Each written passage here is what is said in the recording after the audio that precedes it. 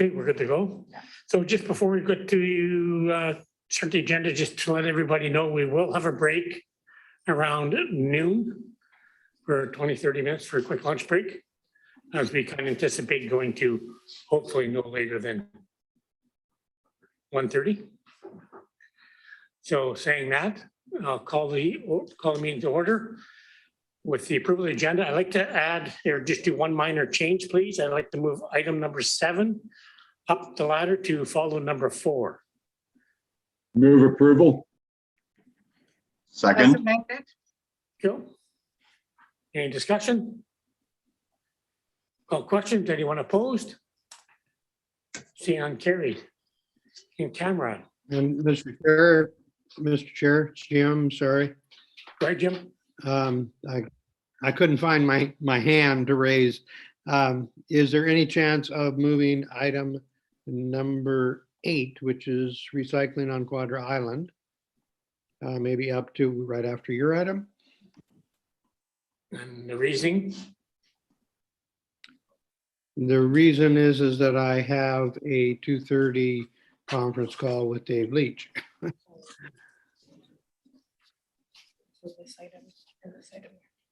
So I'm not sure I'll be able to be in 2 places at once. Okay. So we'd have to follow, so number 8 would have to follow number 5 then on the agenda. Number 8 after number 5, okay. Yeah, Is that okay with you? that's okay with me. As long as it's okay All with right, the well, thank you directors. very much. It will be done Thank you before very much. 2:30. Way before 2:30. Everybody's not. Oh, we will be. That's what they're saying. If we're going to be done before 2:30, you don't need to No. move it. That's fine. We'll move it and we'll carry on. That's okay with that, Okay, directors? thank you. Okay. Okay, so item B, in camera, recommendation, the committee adjourn into in camera, Move the in-camera recommendation. seconder, Second, Minions. Joe, any discussion? Call questions, anyone opposed? See none carried. Item C, adoption of the minutes for the board meeting October the 21st. Move adoption. Second. Lolly. Joe, any discussion? See none, I'll call questions. Anyone opposed? See none carried. Any business arising? I just have one thing. Go ahead, Um, Director Lee. Thank you. On the issue of the garbage pickup at the park locations and beach locations that we talked about, and it's referred to in the minutes. I'm just pleased to report that the SRD Planning Department has something with MOTI to place a small garbage receptacle, which is now down there at the beach next to my porta potty. Okay. Well, not my porta potty, the public porta potty. I was going to say, is your name on it? No, it isn't, but we got a little garbage receptacle anyway. It's not much, but it's something. Great, thanks, Director Lee. Any other business rising? Okay, none. No petition delegations. Under reports, the first item, Comox Strathcona Waste Management Advisory Committee. Motion to receive the report. So moved. Move receipt, Evans. Okay, Evans and Cornfield. Any discussion? Any add staff? Nothing? Okay, call questions. Anyone opposed? See none carried. Item 2, Comox Strathcona Solid Waste and Advanced Technology Subcommittee. Motion to receive the report. Move receipt. Second. Second. Director Wally, Director Cornfield, any discussion? Director Hamir. Thanks, Chair. I know the SWAT committee had a chance to have staff talk to them about the construction and demolition waste. And I wonder if staff would be able to summarize for the other directors who weren't in that meeting, just a bit of the discussion that happened. Okay, go staff. Thank you very much, Chair and Directors. And I'll just refer this matter to Mark Rutten, who may also call on his other staff to provide a summary for you. Mark? Yeah, thank you, Russell. Actually, I'll turn it over to Vivian to provide a little bit of an update. Thank you so much, Mark.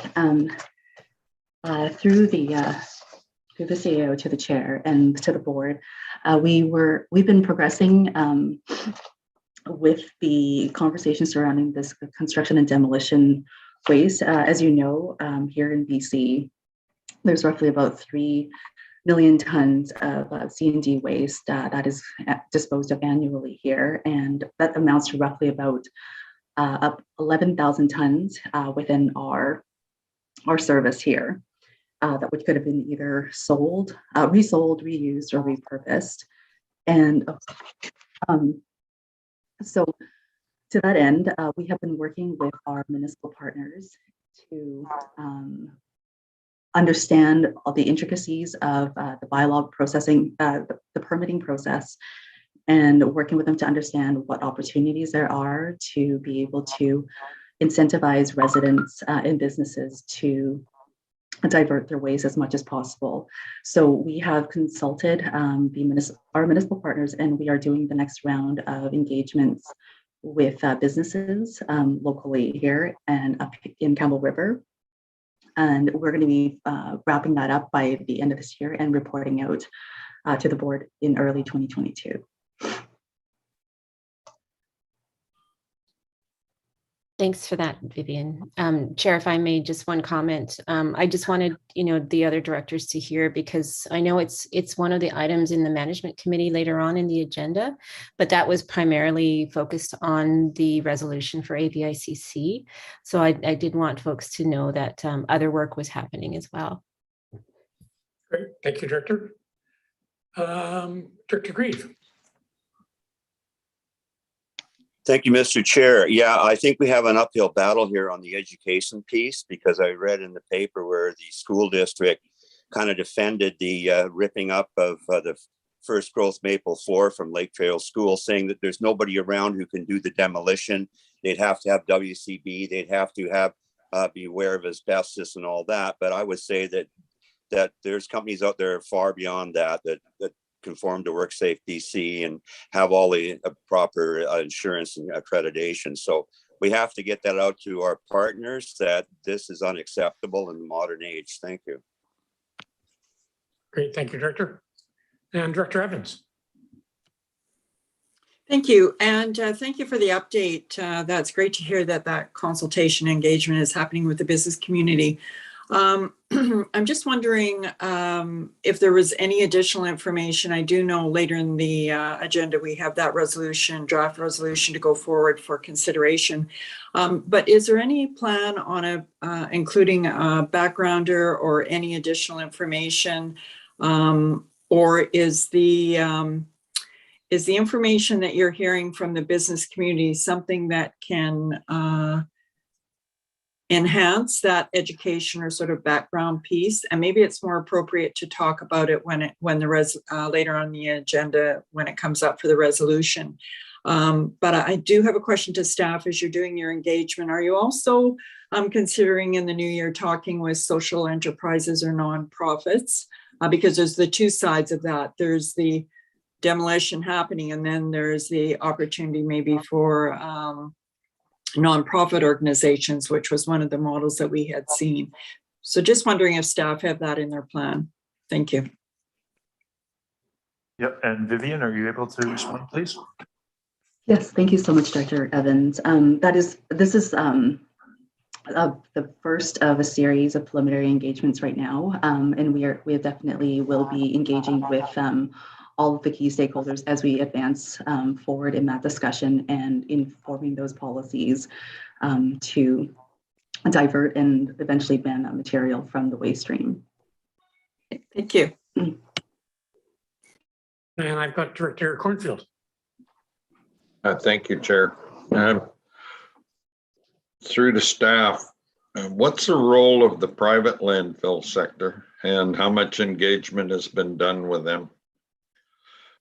And the reason that I ask is we have a number of private landfills. They're old gravel pits, and as the gravel becomes exhausted, a lot of them put construction and demolition waste into the reclamation of those of those gravel pits, and some of them are recognized as landfills. We've got Uplands, which is going into operation soon, if not already.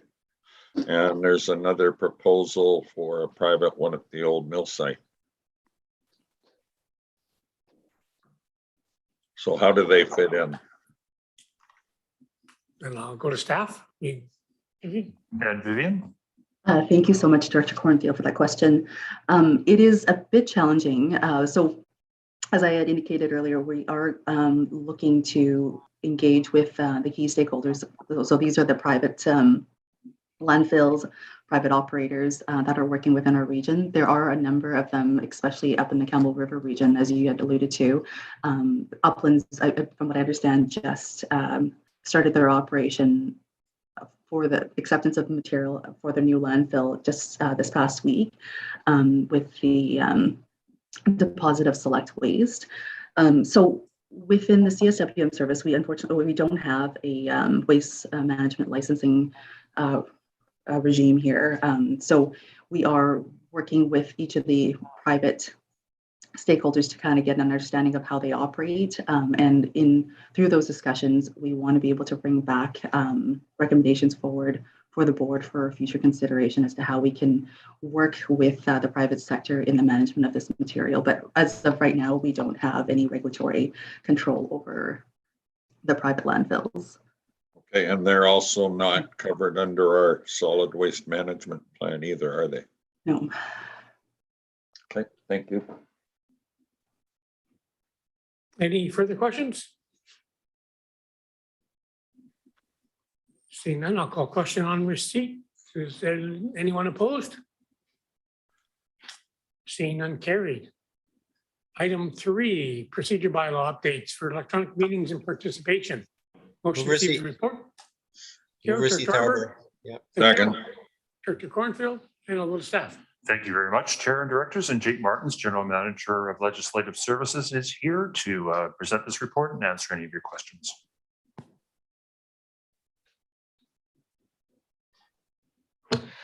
Thank you, Russell, and through the chair. So on November the 23rd, the CVRD board gave first 3 readings to bylaw 665, which is the amendment to the CVRD board procedure bylaw.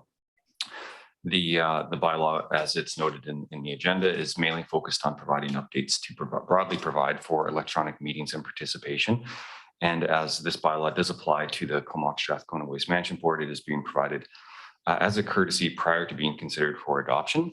And so if the board has any feedback, certainly we would be keen to take that back to the CVRD board to present to them.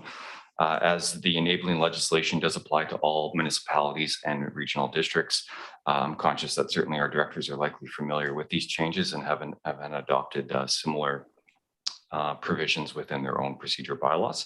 So in that regard, I'd be pleased to answer any questions. Thank you, Jake. Is there any questions?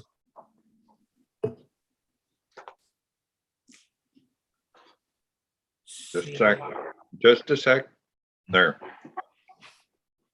Go ahead, Director Cornfield. The 1, 2, 3, 4th, 5th bullet. Could staff explain what's meant there? I was a little confused. It says in addition to the electronic meeting and participation provisions, staff are also proposing to amend section 9, which is delegations, to add a provision for the corporate legislative officer to assign delegations to the board or one of its committees according to subject matter. Could they just talk a bit about that and explain why we would need to provide for that change?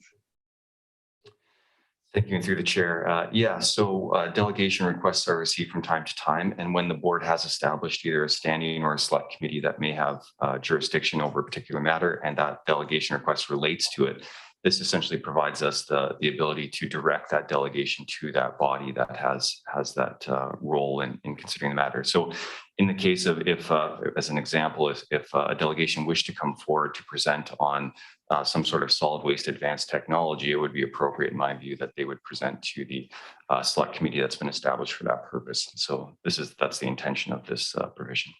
Okay, so no intention to restrict delegations or anything like that? That's correct. Okay, good. Thank you. Great, thank you. Is there any further questions?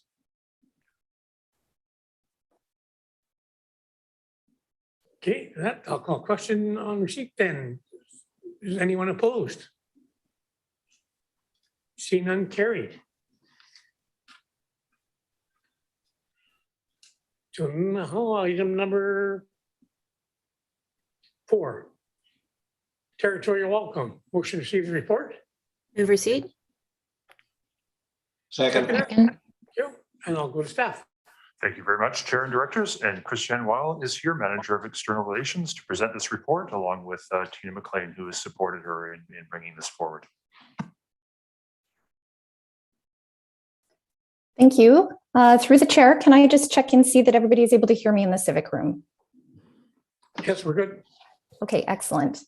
I'm very pleased to introduce Tina McLean, the Strathcona Regional District's First Nations Coordinator and former band administrator for the Comox First Nation.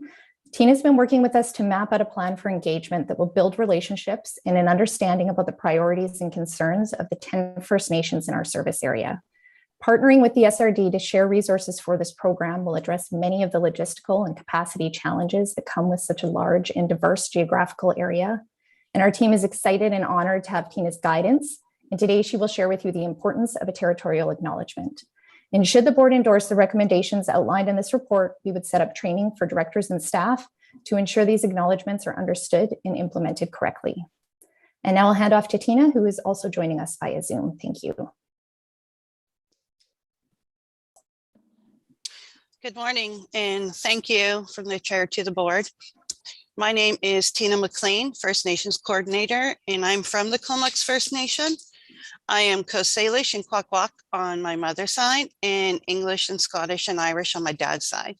My mother is Valerie Robertson of Comox First Nation, who's Coast Salish and Kwakwakiwak. Her mother is Elizabeth Frank, and she too is Coast Salish and Kwakwakiwak. Elizabeth Frank's mother is Louisa Wilson, Coast Salish from Church House. And Elizabeth's grandfather is Isaac Frank from Comox, and the parents are Tom Price from Phillips Arm and Lottie Powell from Village Island, and they're Kwakwakiwak. My father is Ed Logan, a settler who's from Cumberland. His mother is Kathy Scarf. His father is David Logan, and they are English, Irish, Scottish, and they live in Cumberland. I'd like to acknowledge that I'm coming from the unceded traditional territory of the Lakwatak peoples. I'd like to raise my hands to them and their ancestors for being stewards of the land since time immemorial. I'm here today to explain territorial acknowledgements.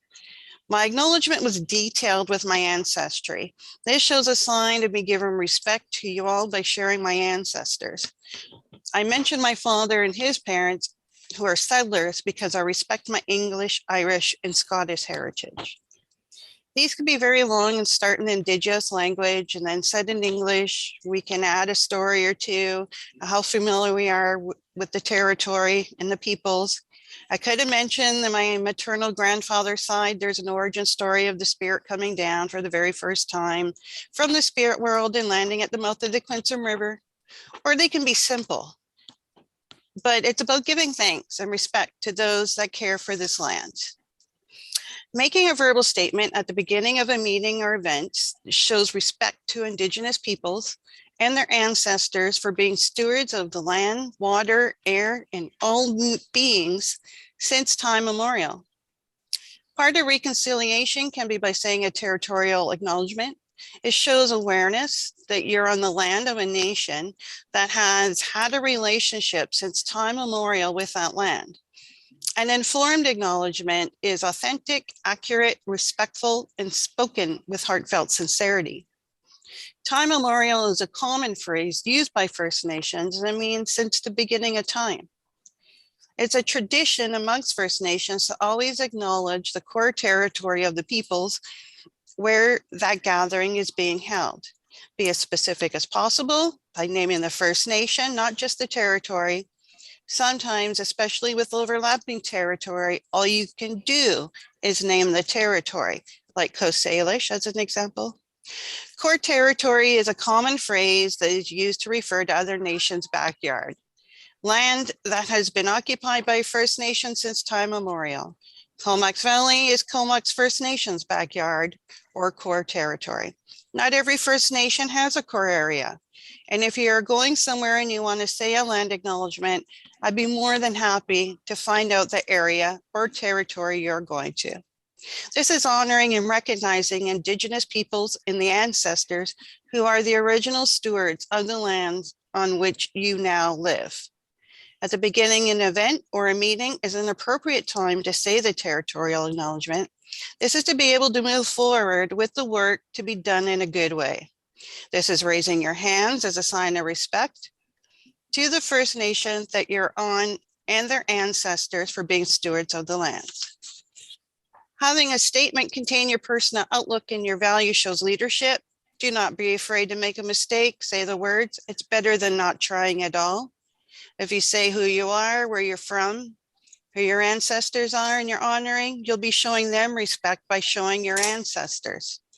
By saying a territory honoring, you're honoring their ancestors of the lands. You can make it mandatory for the board and staff to adopt and have it as a statement of reconciliation to help guide relationships with First Nations going forward. And the territory honoring is a way to remind the board and staff it is a commitment. This can be a good step in participating in reconciliation. Gaila Kasla emote. Thank you. Thank you very much, Tina. Do you have any questions from the directors? Director Cornfield. Thanks, Tina, and good morning. Good morning. The process for the solid waste board would be the same as the SRD with the nice table you did up for us. Yes. Yeah, it just has the added areas to it. Yeah. Okay, super. Thank you. You're welcome. Well done. It's a nice, easy way to go through it and see what's expected. So I find it very useful. Thank you, Director. And to be mindful that with the table, most of the First Nations have given approval. Some of it is in draft because I am waiting for approval from a few First Nations with the wording. So just to be mindful of that. Great, thank you. And Director Hillian. Thank you, Chair, and thanks very much, Tina. I just want to say that it's really good to see you again. Yeah. I really enjoyed working with you in your previous role and look forward to this connection. I will spare you my lineage other than to say that I'm a relative newcomer to this territory. I've lived in the area for 42 years. I'm an immigrant to Canada from Great Britain with Scottish and English heritage, and it's a treat to live, work, and play on these lands. And I heartily endorse this move going forward. Thanks so much. Thank you, Director. Thank you. Any other questions? Director Lee. Thank you, Mr. Chair. Through the chair to Tina, thank you for your presentation. And I just wanted to request that if there is a table or some document that we could refer to, I sit on several boards and commissions and in different regions and different geographic areas, and it would be nice on Vancouver Island, and it'd be nice to have some reference document to know who I'm acknowledging and where. If you could, if it's possible to send it out to all the directors, that would be really useful. Definitely. Thank you. Okay, thank you. Anything further, directors? Seeing none, I'll call question on the report. Anyone opposed? Seeing none, carried, and we have Move a the recommendation. recommendation. Second, Richard Hoyan. And I'm sorry, I didn't get who the seconder was. Grieve. Dr. Grieve or Dr. Grieve? Director Grieve? You're a doctor Either now. way. Thank you, Director Grieve. Any discussion? Seeing none, I'll call questions. Anyone opposed? Seeing none, carried. Thank you very much, Tina. Appreciate it. On to item number 7, final report, rural and remote communities composting pilot program. Motion Move received. receipt. Cornfield. And Director Cole Hamilton, thank you, and the staff. Thank you, directors and chair, and Stephanie Valdell is here, Comox Strathcona Waste Management Services Coordinator, to present this report and answer any of your questions. Morning. I'm hoping everyone can hear me okay. I'm going to share my screen. I have a PowerPoint presentation. Oh, it says it's disabled.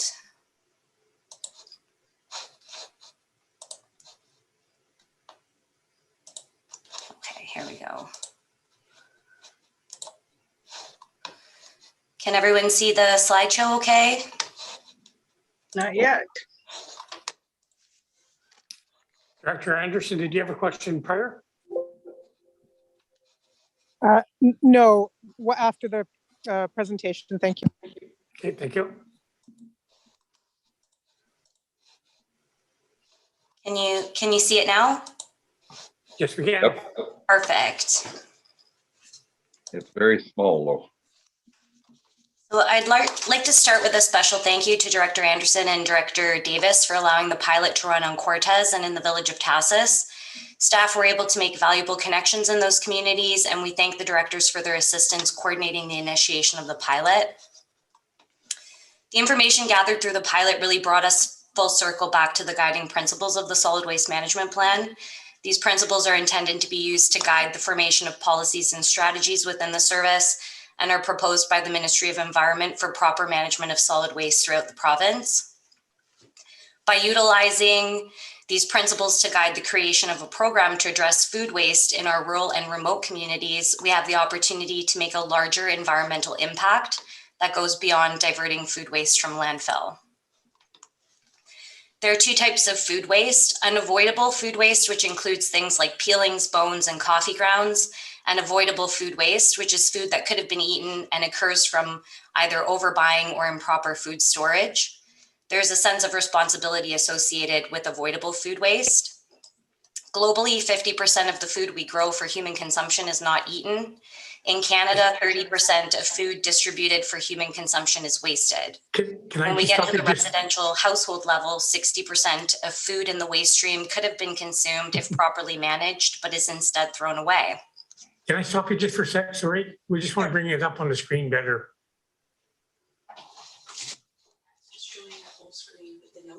Oh, Some directors have problems. sorry about that. Okay.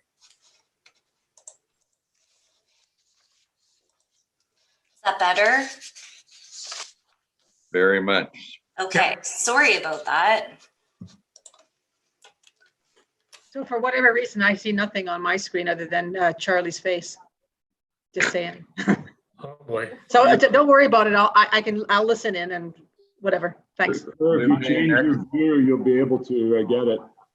Check your view and get rid of Charlie's face. There's food waste for you. Extra for that. I'm just trying to figure out how to get through the slides now. Okay, we'll move the slides for you. Okay, yeah, if we could get to the food waste slide, please. Sorry about that. So in Canada, $49 billion of food is sent to landfill each year. When we incorporate the value of the lost resources used to grow, package, and transport food, that cost grows to over $1 billion annually. There's importance in educating residents about sustainable consumption levels. Currently, we are using finite resources to grow food that instead of feeding to hungry people, we are throwing in the garbage. Next slide, please.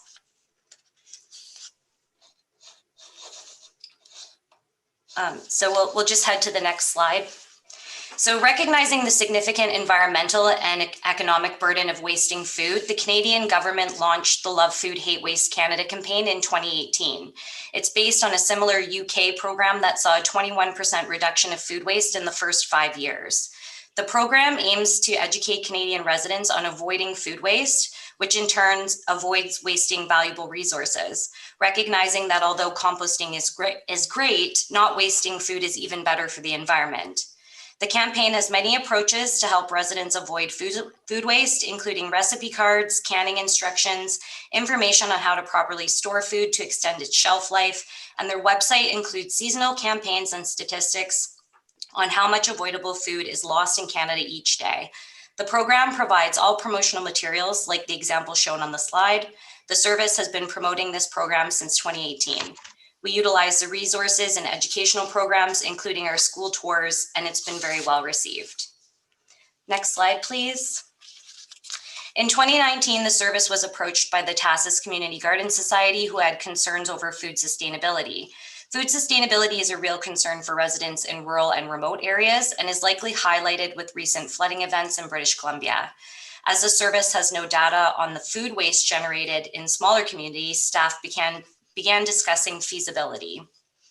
We began by promoting the Love Food, Hate Waste Canada campaign, which the public really found valuable.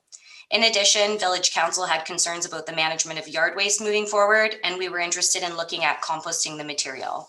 In 2019, staff received board support to establish the pilot, and the Joracan composter was chosen as the most suitable technology for the service area due to it being bear-proof, well insulated, and the tumbler style does not require equipment or tools to turn the material.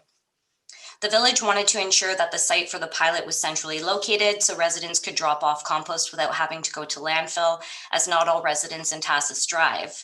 The public works yard adjacent to the recycling depot was picked as the best location. As bears do occasionally access the food waste in the garbage bins, staff decided to house the composter inside a ventilated sea can as a deterrent. And although the bears continued to access the bear-proof garbage bin throughout the pilot, they never attempted to enter the sea can. Next slide, please. The second area chosen for the pilot was Cortez Island. Klahoos First Nation was eager to increase diversion and launch a curbside recycling and organics collection program. They had concerns as well about food sustainability. The community had a well-established community garden that was chosen as the site for housing the composters. Klahoos applied for federal grant funding for a collection vehicle, which incurred some initial delays. They worked with dedicated staff within the community to come up with branded promotional materials, including fridge magnets and prizes for participation. Although the program was late to launch, it's been very successful in the community, and the composters are utilized by residents both on a drop-off and curbside collection basis, and the community utilizes the composters to manage food waste from the community's multi-purpose building, which can facilitate special events for up to 300 people. Next slide, please. So COVID was the pilot's biggest challenge. It prevented face-to-face public engagement and travel to remote communities. It created logistical issues throughout the pilot and resulted in lower participation than anticipated. In addition, the service chose the composting technology in advance, and the Joracan tumbler was not everyone's preference. Linnaea Farms on Cortez decided to head in a different direction and purchased a worm bin composter to supplement their existing composting practices. This highlighted that people do have a preference when it comes to composting and are more likely to have long-term success when they choose a composting method they feel comfortable with and one that meets their specific needs. We did see evidence of this repeated throughout the pilot. In Tassis, residents were asked to weigh and dump their food waste directly into the composter. Although we modified the program later on to ensure the containers were locked and only accessible by participants, this lack of oversight contributed to contamination, which affected the composter's performance. The programs ran better in communities where there was dedicated staff in place to collect, assess, and manage materials and troubleshoot the composter. In communities where the service relied on volunteers or participants to do this work, the programs either never launched or were not as successful. The CCAN was initially an excellent solution to the vector concerns, but even though we added additional ventilation, the CCAN created a lot of condensation within the unit. In addition, the composter itself creates a ton of liquid, which leaked all over the floor of the CCAN. We placed bins under the unit to collect the compost tea and gave it out to residents for use. Although it was beneficial to collect the liquid, it did increase the amount of labor involved as public works staff were required to haul and dump the excess material. Financial viability. Public buy-in and participation will ultimately affect the financial viability of a remote communities organics program. Costs like transportation and labor in relation to the actual number of participating residents, which can be in the single digits for smaller communities. We decided the financial impact of a program like this, will decide the financial impact of a program like this has on a community. There are many residents in remote communities that are on a fixed or limited income, and even the slightest increase to services have a negative financial impact. With inflation on groceries and fuel prices, there's a financial incentive for all residents to avoid food waste and lower costs versus incur additional taxation to collect and manage food as a waste stream. In addition, for TASIS, the JORCAN is not able to manage the volume of yard waste, and for all remote areas, establishing composting programs does not address the issue of overconsumption and production of avoidable food waste. Next slide, please. In summary, the pilot was initiated to assess the volumes, technology, participation, and viability of a remote communities organics composting program. Remote residents generate about half the volume of food waste in comparison to the national average. However, avoidable food waste is still being generated in remote communities. Based on its performance, the JORCAN composter gets an A+. It can compost everything, including meat and bones, with very little odor. As far as participation, Klahoose First Nation had the highest level of participation at 17.5%. Despite extensive promotion of their program and collections of material at the curbs, they still were not happy with this level of participation and are hoping to increase it. In the village of TASIS, the initial uptake was low at 3%, but gradually increased to 7%. Generally, uptake in composting programs is low, and this results in larger municipalities choosing organic bans. However, in remote communities, implementing waste bans can have negative consequences for local governments. Due to the small volumes of food waste being generated, composting yard waste is not possible at the ratio that both are being generated in smaller communities. In addition, the small amount of organic compost created is not enough to address the food sustainability issues of an entire community, and the service will continue to backhaul compost to these communities. Also affecting the viability of a composting program is the number of residents already managing the organic waste, either as feed to livestock or through backyard composting. Although the exact number is unknown, it's estimated to be as high as 50% in some communities within the service. Next slide, please. Given the initial uptake challenges due to COVID, the service decided to use some of the remaining budget to purchase a bokashi composter for the school on Cortez to use. Ultimately, the school did not like it in comparison to their cold composting process, and the bokashi was transferred to a local resident who was willing to provide us with feedback on its performance. The resident really enjoyed using the bokashi, and although they were already utilizing a compost bin for food scraps, they had not been previously composting meat and bones, which they could with the bokashi. It works well under a kitchen sink or in a closet, and it's great for residents who have vector issues. There's little to no odor unless opening or emptying the container, and it provides a higher nutritional soil amendment in 2 weeks, upon which the material can be placed directly into garden for an additional 2-week curing process. In addition, my family purchased and tested a small tumbler style composter based on the performance of the JORCAN. I've been testing the tumbler with meat, bones, paper plates, toilet paper rolls, and paper takeout containers with great success. Composting at home has made us more mindful of the food waste we are producing, and in turn, we have ended up wasting less food. We had previously purchased an earth machine composter for the service many years ago, but the tumbler composter for our family was the perfect fit, and we're now avid composters. If we put the pilot aside, there's one thing that's been made very clear through COVID, and that's our residents are striving to be more sustainable. We've seen droves of residents starting to garden, purchasing finished compost from landfill, and initial concerns in remote communities over food sustainability are becoming real life issues for all of us as we enter times of uncertainty with supply chain shortages and now recent flooding causing delays in delivery of essential goods. All of our member municipalities now allow backyard chickens as a result of feedback from residents. In our rural areas where many more residents are growing their own food and raising livestock, a lot of their food waste goes to feed animals and on-site composting systems already. By focusing on supporting our residents' motivations to be more sustainable, the service will see better results through resident-supported programs versus waste management-based programs, which can have low participation and be more costly in the long run. Next slide, please. Based on the data from the pilot, it's our recommendation that the service take a holistic approach to managing organics in our remote communities by incorporating the guiding principles from the solid waste management plan. This will create the largest overall financial, social, and economic benefit to the service and for our residents. Staff have come up with a 5-part checklist for moving forward with managing food waste in remote communities, and this is reflected in the recommendation. Next slide, please. I'd be more than happy to take your questions now. I appreciate your time and I apologize for the technical difficulties. No problem. We have Director Anderson first. Oh, thank you. I really appreciate your presentation, but also the time on this program overall, and support the recommendations offered generally. One question I have or potential recommendation in addition would be, I think that what we're seeing is it's the communities where there were staff on the ground to support the implementation of the program where the program worked.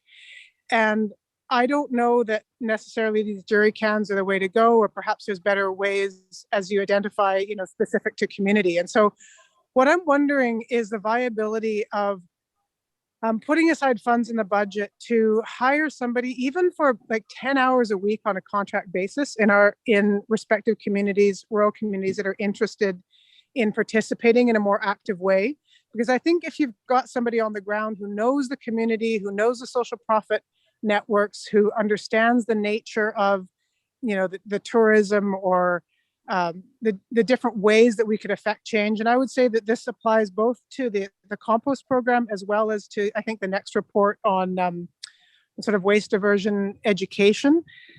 In the CRD, on the islands, they use this approach generally. They hire somebody in the community on a part-time basis to be kind of the community liaison for a number of different services and initiatives that the regional district has in those communities, because the regional district just inherently is, a ferry ride or two away and not, just possibly can't be as connected on the ground. So I just float that idea, and I'd really love staff's comment on the viability of putting maybe one FTE potential aside to be split up between a number of different communities. So you hire, somebody for a day in any given rural community that's really keen on tackling both the diversion education and the composting. Thank you.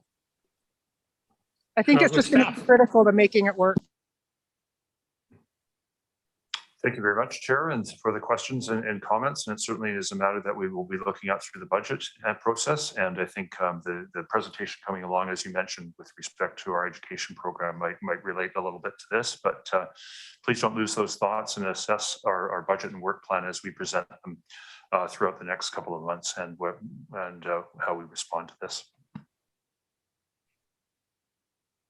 Great, thank you. And Director Hamir. Thanks, Chair, and thanks to staff for this presentation. It was really informative. I really applaud the work that staff have done to try and make this work, and I'm really happy to see that they were very frank about some of the successes and some of the not so successful endeavors.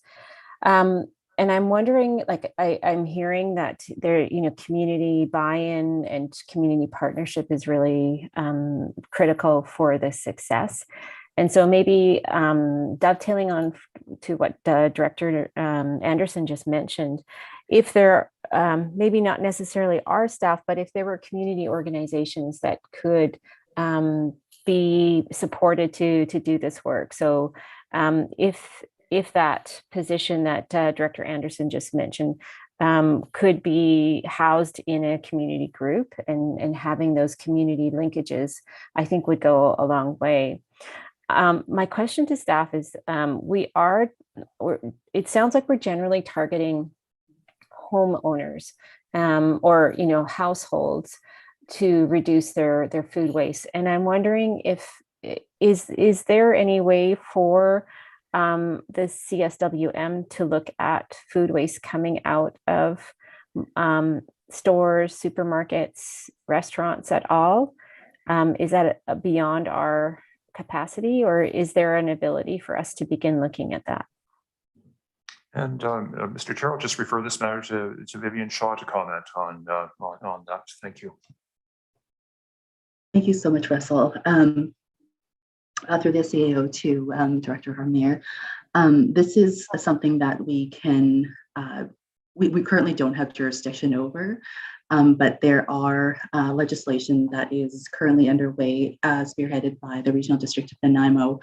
If they are successful, it will require the mandatory source separation of materials from the ICI sector. And based on our last update, this is anticipated to be passed either mid next year or late third quarter of 2022. So if again, if they're successful, it would be something that we would be interested in piggybacking off that, so that we can endeavor through the ICI and multifamily channels. Okay. But sorry, just to further to that piece, while we don't have the authority to be able to mandate that separation, we will be doing concerted efforts in terms of education, which Christiane and Lindsay will be detailing in their subsequent report following this presentation here. Okay, thanks. Could I have a follow-up, Chair? Go ahead. That's really great to hear, and I'm glad that RDN is taking the lead on that. In the meantime, just following up on the great presentation that staff had around demolition waste, the informational session that we had. There are a number of organizations on Vancouver Island that are helping to divert waste out of the waste stream, specifically from restaurants and commercial places. So it would be great to have an idea of who those are and how they do their diversion, both from linking farmers to supermarkets so that waste is fed to animals, to groups that do like fruit tree picking and pick up restaurant leftover foods and send it to soup kitchens.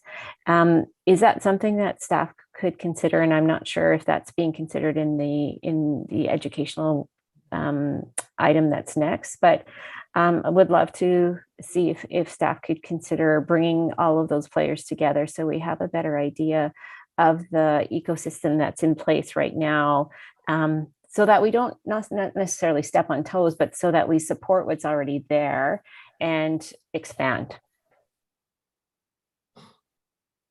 And I'll go staff. And Vivian? Yes, thank you so much, Director Hamir. That is, we've had brief discussions about this, and it's a fantastic idea. There are organizations out there that are already doing this great work, and we can definitely provide the platform to be able to facilitate those linkages, so to make sure that we're maximizing those exposures and to make sure that everyone is aware of their presence and to be able to increase our diversion overall throughout the service. Fantastic, thanks. Thank you, Director Muir. And Director Lee. Thank you, Mr. Chair. Through the chair to our staff, did anyone do any baseline studies of Cortez and Tassus as to how much they were already composting in their own private properties before this pilot was started? Because it seems to me that if only 3% to 17% of the people who participated in the pilot brought their organics to the staff at the CVRD to help, or brought to the CVRD facility to compost. It would seem to me that that doesn't mean that they're not composting. I don't know if you've really studied how many people already are composting. So and I would not support Director Anderson's suggestion that we hired staff to go hang out on Cortez and help them learn to compost, because I would rather take that money and give it to the food bank or somebody to help people eat and help people buy food than to waste it on producing a little pile of dirt. You know, that's what it's produced. And to me, the tens of thousands of dollars being spent don't warrant the result. Thank you for the question. I'll just refer to Stephanie Valdell to talk a little bit about our knowledge of existing users and other alternatives that are being applied in these communities. So unfortunately, Tassus has a bear issue, and so that prevents a lot of residents from backyard composting. There may be some that do. However, the conversations we've had with residents indicate that due to the vector issue, a lot of them decline to continue backyard composting processes themselves. On Cortez, the First Nations community of Klahoose, there were no residents that were backyard composting when we initiated the pilot. However, it is believed that there are a high number of local residents on the island that are backyard composting or managing their food waste in other ways. And just to speak to the education piece, there is opportunity to work with Linné Farms. Staff have had discussions with them about providing some opportunities to the residents on Cortez, and also promoting the work and the sustainability efforts that they're doing at their facility to try and raise awareness within the community and for other residents of the CSWM service. So continuing to build on that relationship will be an asset for the service. Great, thank you. I've got Director Cornfield Davis. So Director Cornfield. Thank you, Chair, and thank you for your presentation. I know this deals with small communities, so it's not, just referring back to Director Amir's concern about from food stores or grocery markets and the farmers.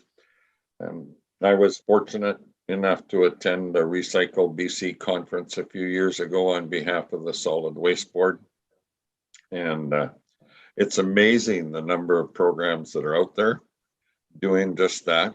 And from an education point of view, what I saw affect more people was when, instead of looking at a ton of waste equals one car off the road for a year, it was amazing how many millions of people can be fed in Canada from food waste, and they had it all broken down. So a lot of work is already done there, which may be able to be applied. So I would encourage you, if you haven't already, to go back and have a look at some of the programs that are in place for that, because they're very effective. I know Chilliwack and the upper around Abbotsford, Matsqui area, unfortunately, they're pretty hard hit right at the moment. But they had programs, and they worked as well with First Nations, who also supplemented with fish that they had caught, went into food programs. So my question I've got is about commercial. These are small communities, and generally there's not a big commercial sector, but they do hold events, you know, community events, and usually it's barbecues or fish fries or whatever, and tourism facilities. So was there any outreach to, say, the tourism facilities themselves that are hosting guests all the time? So their production, did we look at that end of the commercial and community events where, where food would be served at a community event, what happens to it when, people pick up a hot dog for their kid and, they only eat half of it. What happens to the other half? Sorry, I'm not being as clear, I guess, as I would like to be, but. Okay, Vivian? Yeah, please, Vivian. I can actually speak to that if that's okay. Yes, absolutely. Thank you, Stephanie. So that's part of the reason why we really enjoyed working with Clues First Nations, because they do have such a large community facility on the site, and they are composting the food waste that's generated from that rental facility. A lot of the food waste generated through special events is covered off through the services special events waste diversion tipping free policy, which allows any community special event like TASIS Days, for example.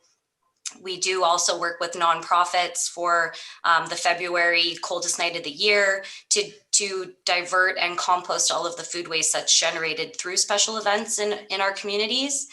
For TASIS specifically, we did work with one ICNI customer, and that was the coffee roaster who provided all of the husks to the compost pilot. And that was actually really beneficial because coffee husks are really good at increasing the heat. And so wherever possible, we did work with ICNI industry where there was ICNI in the communities, and the service has already covered off special events waste diversion for compost. Hey, ICI? Sorry, industrial, commercial, and institution. Sorry. No, it's okay. Okay, thank you, Director Cornfield. And Director Davis. Thank you, Chair, and thank you, staff, for the work you've been doing on this project. We really appreciate it. I'm kind of not surprised that the Juracan process hasn't really worked out that well here. It was, 3 to 7% uptake. I know we've also had some issues with leakage there, spills. One case, the entire thing had to be thrown out because somebody put in some inappropriate materials. So there's a lot of issues around it. My leaning all along has been towards instituting some sort of municipal pickup along with their garbage service, and I keep pushing for that, although I'm getting a bit of pushback from council, so I'm not sure if that's going to move ahead. I'm certainly open to working with staff here, coming up with a better solution for our community, but I think the solution will either be pickup or finding some way of helping facilitate people doing composting in their backyard and creating bear-proof compost. I know I personally have built a bear-proof compost along with some other neighbors, and we use it jointly. And so we won't be contributing to this program because we've already got it sorted. So, but I think that's a potential solution.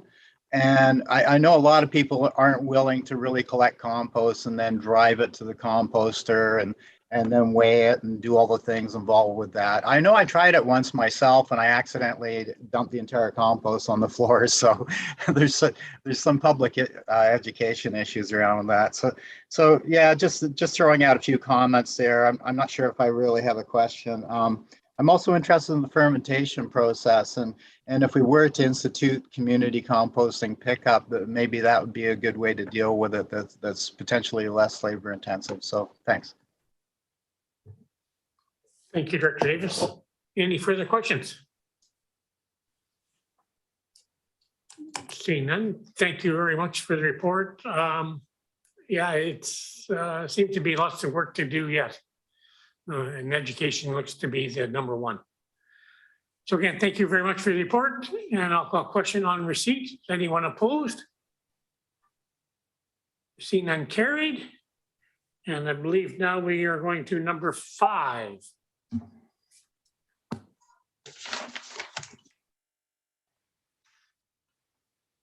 Move receipt of report. Pardon me, there was a recommendation. Sorry. Yeah, sorry. Number 7 has recommendation. I'll move the recommendation. Thank you, Director Cornfield. Director Lee, thank you. Any discussion on recommendation? Seeing none, I'll call questions. Anyone opposed? See none carried. Okay, now to number 5. Comox Strathcona Waste Management 2022 Community Education Program Initiatives. Move receipt. Director Cornfield, Director Lee, thank you, and all the staff. Thank you very much. And Christian Weil is here to introduce this report and the presenters that will share some information with you. Thanks very much. Through the chair, I'm pleased to introduce this report for your information, which walks us through the planned direction for community engagement in 2022 and summarizes some of the key highlights from 2021. We're happy to have with us today Tina Willard-Steppen, who's our curriculum educator. Tina is a BC certified teacher with over 15 years of experience in teaching, coaching, mentoring, and facilitation, with a passion for environmental education and hands-on learning. She's going to share some highlights from the 2021 CSWM School Education Program in Districts 71, 72, and 84. And this information, as well as program delivery highlights and analytics from our community education and general awareness programs, are detailed in Appendix A of your staff report for more information. Following Tina's presentation, Lindsay Fraser, the CVRD's External Relations Advisor, will take us through the community education program planned for 2022. Thank you, and over to you, Tina.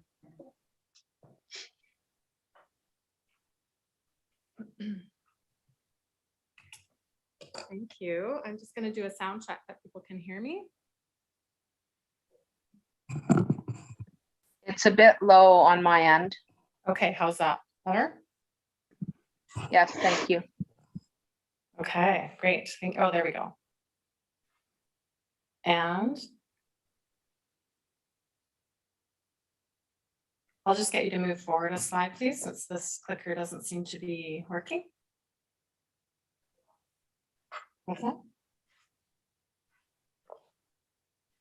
Okay. Let's see if I can get it to work now. There we go. So thank you so much for having me here. It's a pleasure to get to speak to you about these programs. I just want to say that I've been amazed at how quickly the uptake is happening. And despite some COVID hiccups, as everyone's experienced, there's more and more demand all of the time for my time and for these programs, and a lot of amazing engagement happening in all 3 districts.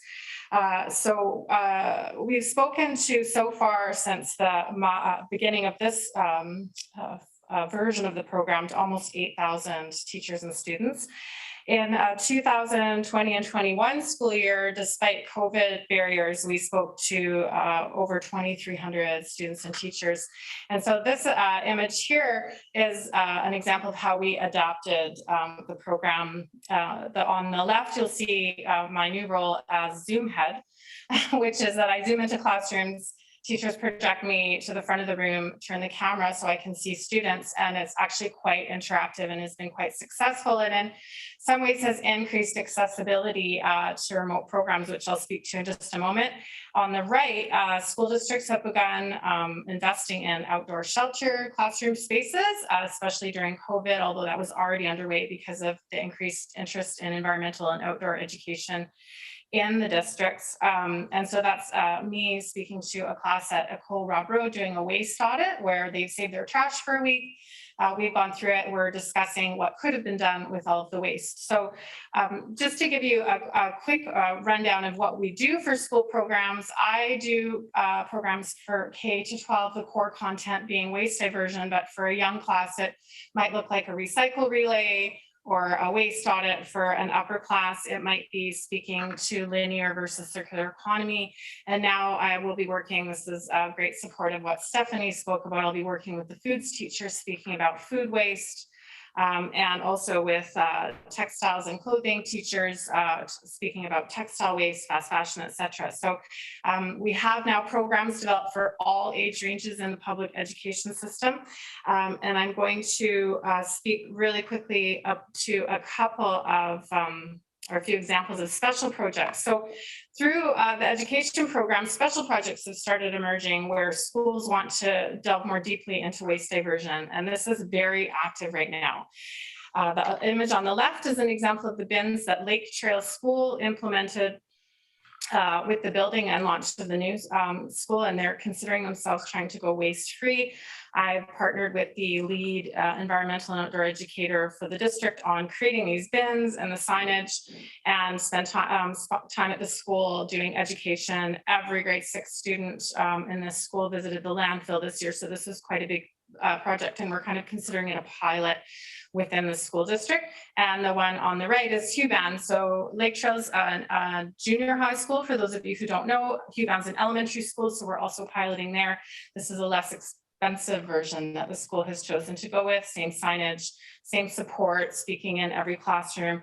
I don't have an image of it, but also have an example from Campbell River. Last year, Georgia Park had me in to their school to speak to every single student, and this year hope to launch a larger waste diversion project as well through signage, education. So there's a lot of uptake on this right now. So once relationships are developed with teachers and the staff and administrators have peak interest, the projects end up creating larger diversion initiatives like this, which is pretty cool.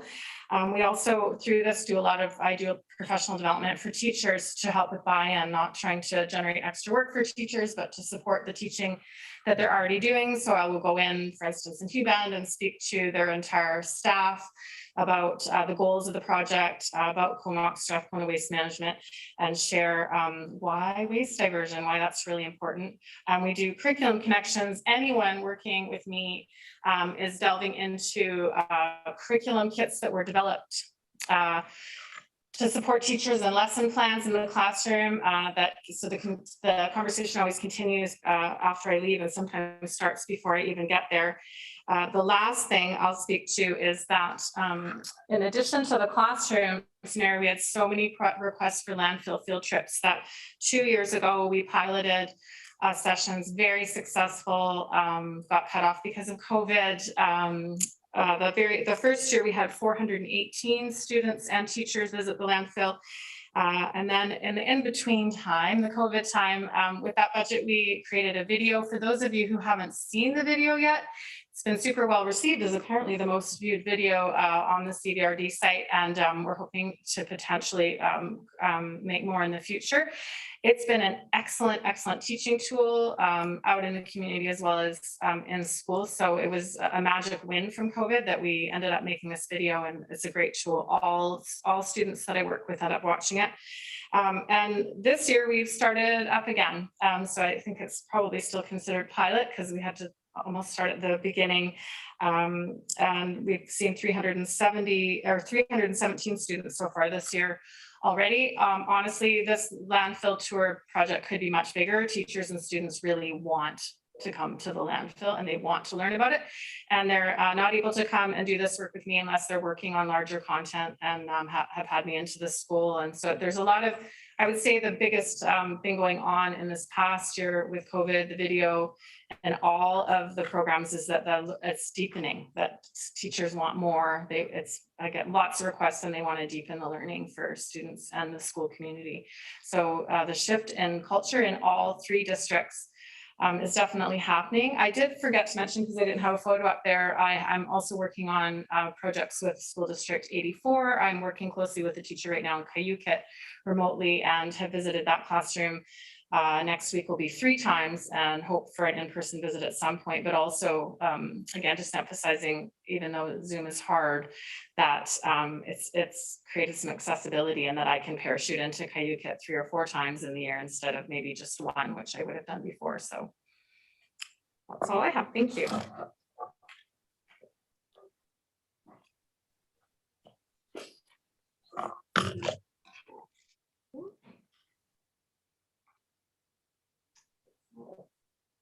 There we go. Okay, great. Thanks so much, Tina. And jumping off from there, I want to share some of the main community education program initiatives that CSWM will focus on for 2022. So in anticipation of the new regional organics facility coming online next fall, CSWM education efforts will support this program rollout. This includes increasing participation in municipalities that are already in the program, Comox and Cumberland, and then creating awareness for this new service for Courtenay and Campbell River.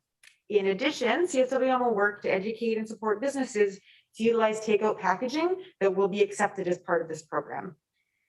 Next year, CSWM will continue to offer in-class and virtual school programs throughout the school years.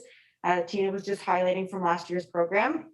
So we'll be supporting teachers looking to book field trips related to the waste diversion education. Once again, offering these in-class tours, in-person tours at the landfill. Then in 2022, we'll also continue to grow our general awareness campaign. This is a focus on expanding our reach through Facebook and YouTube, improving our website content, and developing content through partner programs. And this includes Recycle BC, the Love Food Paid Waste program that Stephanie was highlighting earlier, and through AVICC. Our rural and urban community outreach initiatives will include connecting with waste haulers, contractors, and homeowners who are dealing with home renovations, construction, and demolition waste. This will cover topics from proper job site waste management to safe asbestos disposal. Through in-person events and virtual workshops, the 2022 education program will also work to increase waste diversion in rural and urban communities by expanding residents' understanding of illegal dumping, what available facilities there are, such as community transfer stations and recycling depots, and much more. This program will also directly connect with community groups, organizations, and businesses to support their diversion efforts and provide community-specific resources. Rural composting outreach will be a major focus of next year. In addition to the community composting pilot project that Stephanie covered earlier, CSWM education will focus on workshops and supporting compost education initiatives in rural and remote areas, which I'll cover in more detail now. So, if I can get the slide to go. All right, thank you. To inform our 2022 program initiatives, we've taken a close look at our past compost education program offerings to see where we can make improvements. Over the years, we've seen consistently low visitor turnouts to the Comox Strathcona Garden Education Center in Campbell River. In 2021, despite extensive print and online advertising and offering 18 on-site educational programs over the summer, we saw an average of just over 2 visitors per day. This number includes visits to the center from the community gardeners who are already on site to tend to their own adjacent vegetable garden plots, which made up almost a third of the visitors. This is consistent with pre-COVID numbers, which averaged about 4 drop-in visitors a day during the same period.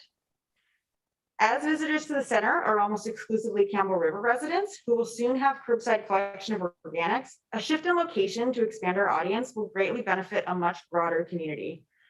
In the past, when we've offered these compost education-based programming off-site of the Garden Education Center and brought these programs into community buildings, we've seen a much higher attendance, demonstrating that a mobile program would be more successful. The Garden Education Center also only sees visits from schools within Campbell River. So compared to the existing mobile curriculum education model, which Tina was highlighting, which provides programming to 3 times more schools each year across the entire service area. Given these experiences, our contract educator has recommended to shift to a mobile, rurally focused education model. So for 2022, this means we'll shift from a focus on backyard compost education at the Campbell River location and instead adopt a more mobile model, which will better reach the entire CSWM service area. This mobile education model, which brings education resources directly to the community, either in person or virtually. This has proven to over triple our reach within the CSWM service area based on analysis of our past education program reports. As composting programs in rural areas have differing needs compared to urban areas, this shift will acknowledge the unique drivers of composting in smaller and remote communities where composting infrastructure is diverse and dispersed depending on which community you're in. To support communities that will not be part of any curbside collection program for the regional organic facility, CSWM will offer workshops and compost education initiatives in the rural areas, as well as support composting programs for schools and the community pilot projects. This initiative will look to partner with local farms, schools, food scrap generators, nonprofits, and local government curbside programs, providing solutions that empower individuals, businesses, and institutions to capture organic waste and retain it as a community resource. So thank you so much for your time. And let me know if you have any questions. Great, thank you very much. I have Director Lee and Director Warren. Director Lee. Thank you, Mr. Chair. Through the chair to Tina, I really enjoyed that video on the landfill. And whenever I have questions from constituents in Area D or anywhere regarding what are you spending so much money on the landfill for? Why do these costs keep going up? I refer them to watch that video. It is so well done. And I think that we should be advertising that video link in the newspapers and on the radio and however we can reach people so that they can go and look at it too. It's so well done. So thank you. Great, thank you, Director Lee and Director Moore. Thank you, Chair, and thank you so much for the presentation. I get really excited about the education programs. And as indicated, they seem to be so successful, and everyone's doing a great job. And Tina, I'm thrilled with the reach that you've had even during COVID. My question is around the school programs and whether there's anything within the program that really targets the parents in terms of some of the activities. I know you've got some kind of interactive activities for the kids and, you know, kind of auditing their own waste at home. And I just wondered if there was anything that kind of engaged the parents or caregivers in the home, the adults who we know kids are often really keen and will call their mom out or whatever for not recycling something or throwing something out that could go in compost. Just sort of maybe a contest or an incentive, something that could transfer that knowledge to the adults in the home. And maybe you're already doing that, but I just wondered if you could speak to that. Thank you. Thank you very much for the question. And I'm just going to ask Tina to come back and respond to it for us. Thanks for the question, Wendy. Very good one. We had feedback from teachers with the same request saying who you really need to speak to is the families. So we've addressed that in a few ways during COVID. And when everyone was online, I created a video with a home waste audit challenge. And so we've done that before. I also have created handouts and assignments to send home post-visit to families through the schools on how to set up waste diversion processes at home. In fact, I've now partnered with Lindsay Eason on her video that she's just made, how to set up a recycling station at home. So that's now being emailed home to every family when I speak to their child. Also, I do an evening workshop. I partner with the community school societies and we do waste-free lunches and waste-free holidays, and young families can come and we do that. I do that under the guise of a cooking class. But what we do is I do a waste audit from the school trash in front of the parents where they're really shocked about what goes in there and how much money they're spending on food that goes in the garbage. And then we make a waste-free lunch snack together, and that's done at the kitchens at Lake Trail School, Courtney Elementary, and also in Cumberland. I haven't managed to, I've just sent an email to the Director of Instruction in Campbell River to offer that workshop there as well. Uptake has been slower. So yes, I do focus on trying to speak to families within the school communities, and I'm in total agreement that that's really where the information needs to go. Lastly, I've been doing a waste-free holidays workshop, and with that, each student gets a gift of a piece of cloth from the CVRD to take home and show their parents. So we try to create talking points that are so exciting, students can't help but go home and tell their families what they've done at school today. So those are some of the strategies. I also like your idea of another contest or challenge, so we'll definitely consider that. Thank you. Great, thank you. Anything else, Director Warren? Oh, sorry, I was muted there. Yeah, thank you. That all sounds great. I think there may be some neat opportunities with the poverty reduction work that we're doing as well, in terms of maybe some connections around kind of relating this to, I mean, I know in my own fridge, pretty much everything goes into the soup pot. You know, I don't, you know, it goes into the soup stock or whatever. So, you know, there might be some other partnerships in terms of looking at sort of similar to what you're doing in the community schools, I guess, but an expansion and also sort of augmenting some of the other work that we're doing. around poverty. Thank you. Great, thank you. And I have Director Hamir next. Thanks, Chair, and thanks, Tina, for the great presentation. I love the way that you've pivoted and really been able to create some fantastic programs for youth. So congrats to you, and on the video as well. I agree that it's a fantastic piece of information. I wanted to ask about the sort of the rural sort of moving workshops and just sort of the logistics. So are schools going to be the primary avenue of doing workshops in rural areas? I mean, this is a bit to Director Morin's comment about how to reach adults. And are you considering doing workshops at, any other venues other than, attached to schools? Thank you for the question. And I'll just ask Lindsay to come back to the podium to comment on that.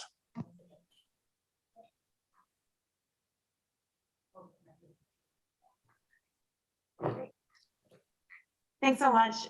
Yeah, the focus of the rural composting program is actually less on directly running school programs, unlike the curriculum program, which is very focused on in schools and connecting with parents through that school system. Where this one will have a much broader reach, where kind of connecting directly with community groups, community leaders that help make some of those connections, so that our contract educators know who are the best folks to work with within these rural areas. Stephanie Valdell's been also amazing at providing resources of who are the best connections, and that helps us make sure that we're going to the right events. So it's also showing up in the community when there's already events going on, and having that as an opportunity to demonstrate rural composting initiatives. So it's fairly broad. So it's supporting schools in their compost education initiatives at the school, but it goes a lot further than that, working with different organizations, community groups, and individuals. It's quite broad reaching. Hopefully that answers your question. Yeah, it does. So thanks. I really support that. We have outreach that isn't just school focused, that we're in community where adults are as well. I'd also like to suggest, if the resources are there, to do a composting video as well, just like a basic how to compost using maybe something like just the regular black plastic composting unit. There are a lot of adults who have just started gardening since COVID, and a lot of brand new gardeners who are mostly online and are doing a lot of their education like on YouTube and in Facebook groups. And so a resource like that could be shared multiple times, and would never really go out of date. So would really suggest that to try and reach people where they're at. If you can't reach them physically, then to do it also through via this medium. So thanks. Yeah, that's great. I love that you made that suggestion. And actually, this morning I got a first draft of one of our compost education videos that was tied to our community education program from the last year, which had to transition from being previously focused in person to more online focused. And through that program, a series of 8 videos were produced for 2021, and we'll be promoting them heavily in 2022. And the compost education one is highlighting, I think it's 5 different styles of composting that you can do at home. So that's exactly one of the things that we'll be sort of pushing through our Facebook and our YouTube channels in the new year, to really make sure people are following along with us and learning online when we can't get to everybody in person. So thanks so much for that. Great, thank you very much. I've got Director Abram and Evans. So Director Abram, go ahead. Thank you, Mr. Chair. Yeah, thanks for the presentation. And I hope I didn't miss this, but I may have. How much, I'll call it participation, and more to the point, support, are you getting from the actual school districts towards these programs? And I don't mean just, giving you moral support, but how much financial support is coming from school districts? Are you able to respond to that, Tina or Lindsay?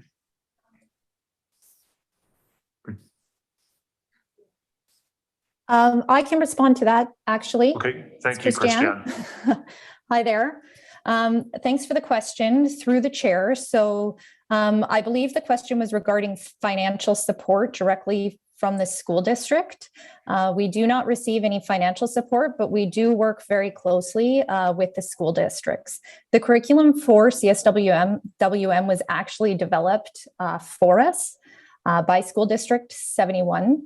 So we worked with them directly on that, and then we've adapted that to deliver throughout our school districts. Tina has a very close working relationship with all 3 school districts, and this is how she's been able to deliver these programs so successfully.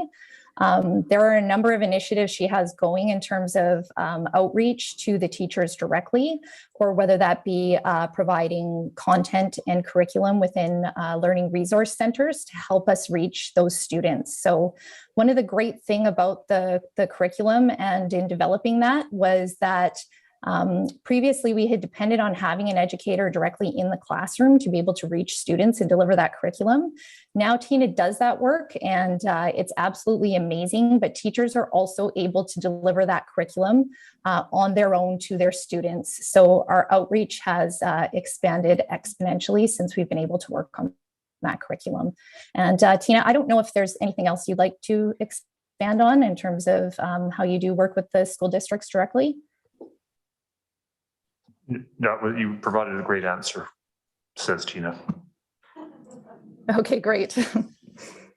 Great, thank you. The next director is Director Evans.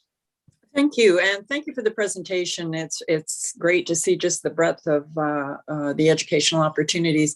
I'm just speaking in favor of the videos and wondering if there's any consideration given to the students actually being involved in creating those videos. Thanks. That's something that we will take into consideration, and thanks for the idea. No better suggestion than to utilize the individuals that this is tailored to. Thank you. Great, thank you. And the next speaker then is Director Anderson.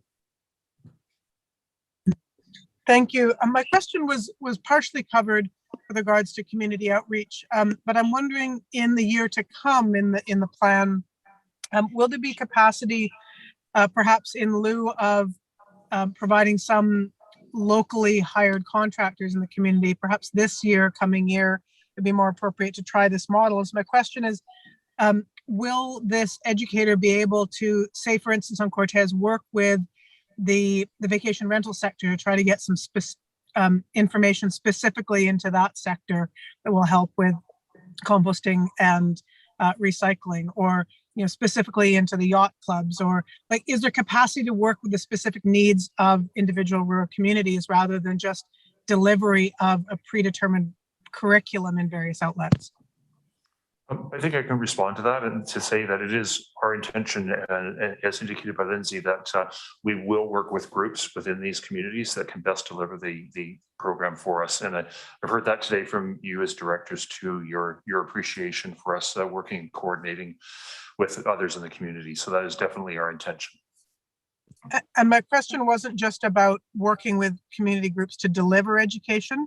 My question is more specifically about working with community groups and community leaders to figure out what programs specifically are needed to target specific audiences, which might be different than just delivery to a different audience of an existing curriculum set.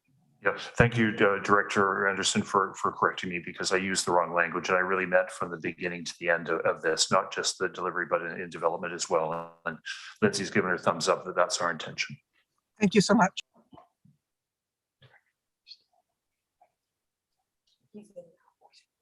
Okay, do I have any further questions?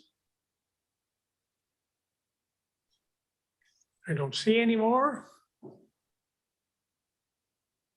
So at this time, I'd like to say thank you very much for the presentation. Yeah, I can't wait to talk to my school district when I get home and see exactly Cayuga and what's going on there. Yeah, wonderful. So on that, I'll take a question on your seat. Is anyone opposed? See none carried. I think now we go to number 8. Final report, recycling on Quad Island. The motion received the report. Move receipt, Mr. Okay, Abram and Cornfield, thank you, and I'll go to staff.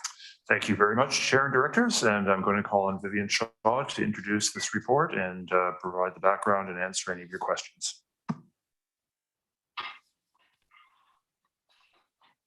Thank you, thank you, Russell, and through the chair to the board. I believe we actually missed report number 7 for the bylaw adjudication.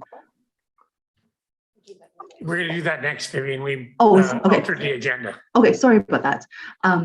This one here, I'm actually going to defer to Stephanie Valdell. She has been spearheading this incredible work on Quadra Island, and she's on the line to explain this report here. Good morning again, through the chair to the directors. I'd like to extend a special thank you to Director Abram for all of the support that you provided throughout our work in the Discovery Islands area this year. Staff were able to make a presence on behalf of the service and answer a lot of burning questions about solid waste from residents. We were able to conduct successfully an ocean legacy cleanup as well as an illegal dumping cleanup, which furthered our work and reach during the engagement sessions for the Recycle BC depot conversion. We also conducted an extended producer responsibility cleanup on October 2nd and 3rd and collected 256 cubic yards of material for recycling, meeting and engaging with literally hundreds of residents. We were overwhelmed and extremely grateful for the appreciation from the community. Unfortunately, due to COVID, we had to cancel our town hall meetings, which were scheduled for early November.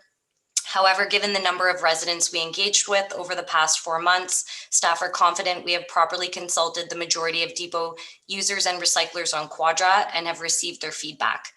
We are at 96% support from the public for the conversion through the survey, with 1 official notice of opposition. Further, a review of the Quadra Island OCP shows support for the proposed conversion to provide better and more expansive recycling services for island residents.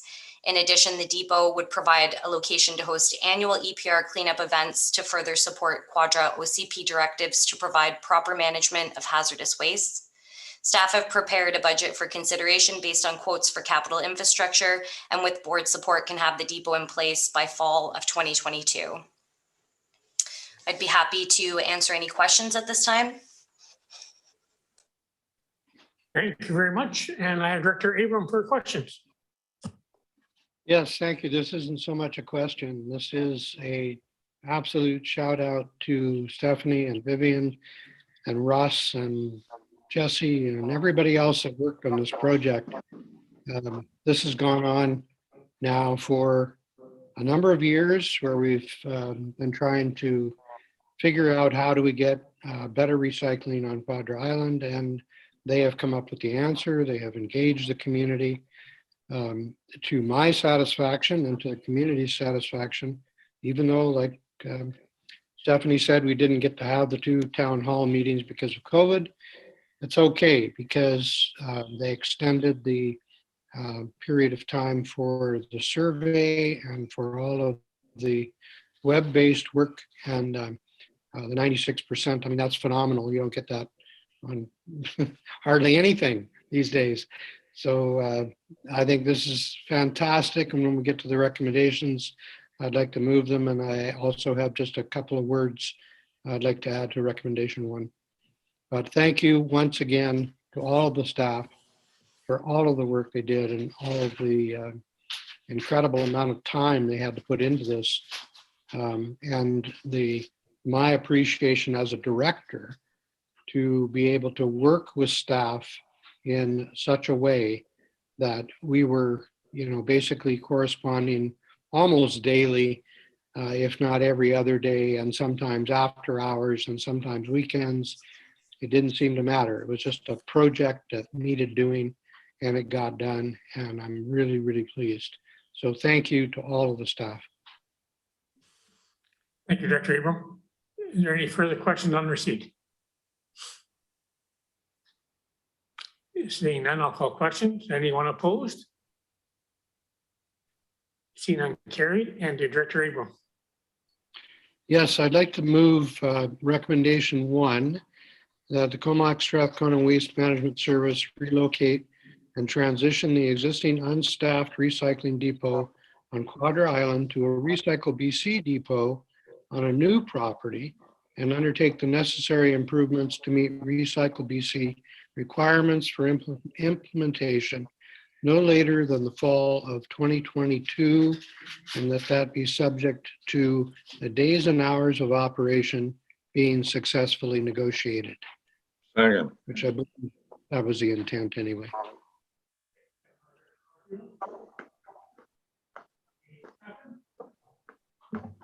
Second by Director Cornfield. Is there any discussion? Seeing none, I'll call question. Go ahead, Director Abram. Yeah, just real quick. Just the biggest thing about this is that we got a community as diverse as Quadra Island to agree to something. That's number one.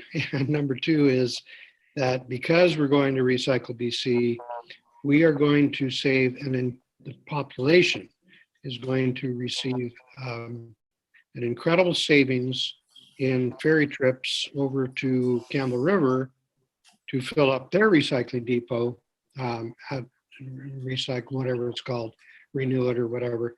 And that those items are now going to be collected on Quadra Island. We'll save all those trips, save all that ferry lineup, and save all that fuel. So there you go. Thank you. And Director Lee. Just a quick question. Do we know where the new location's going to be? And will our service have to purchase land for the new location, or will that be provided by Recycle BC? Mr. Chair, I'll just ask Vivian to comment on the details of that.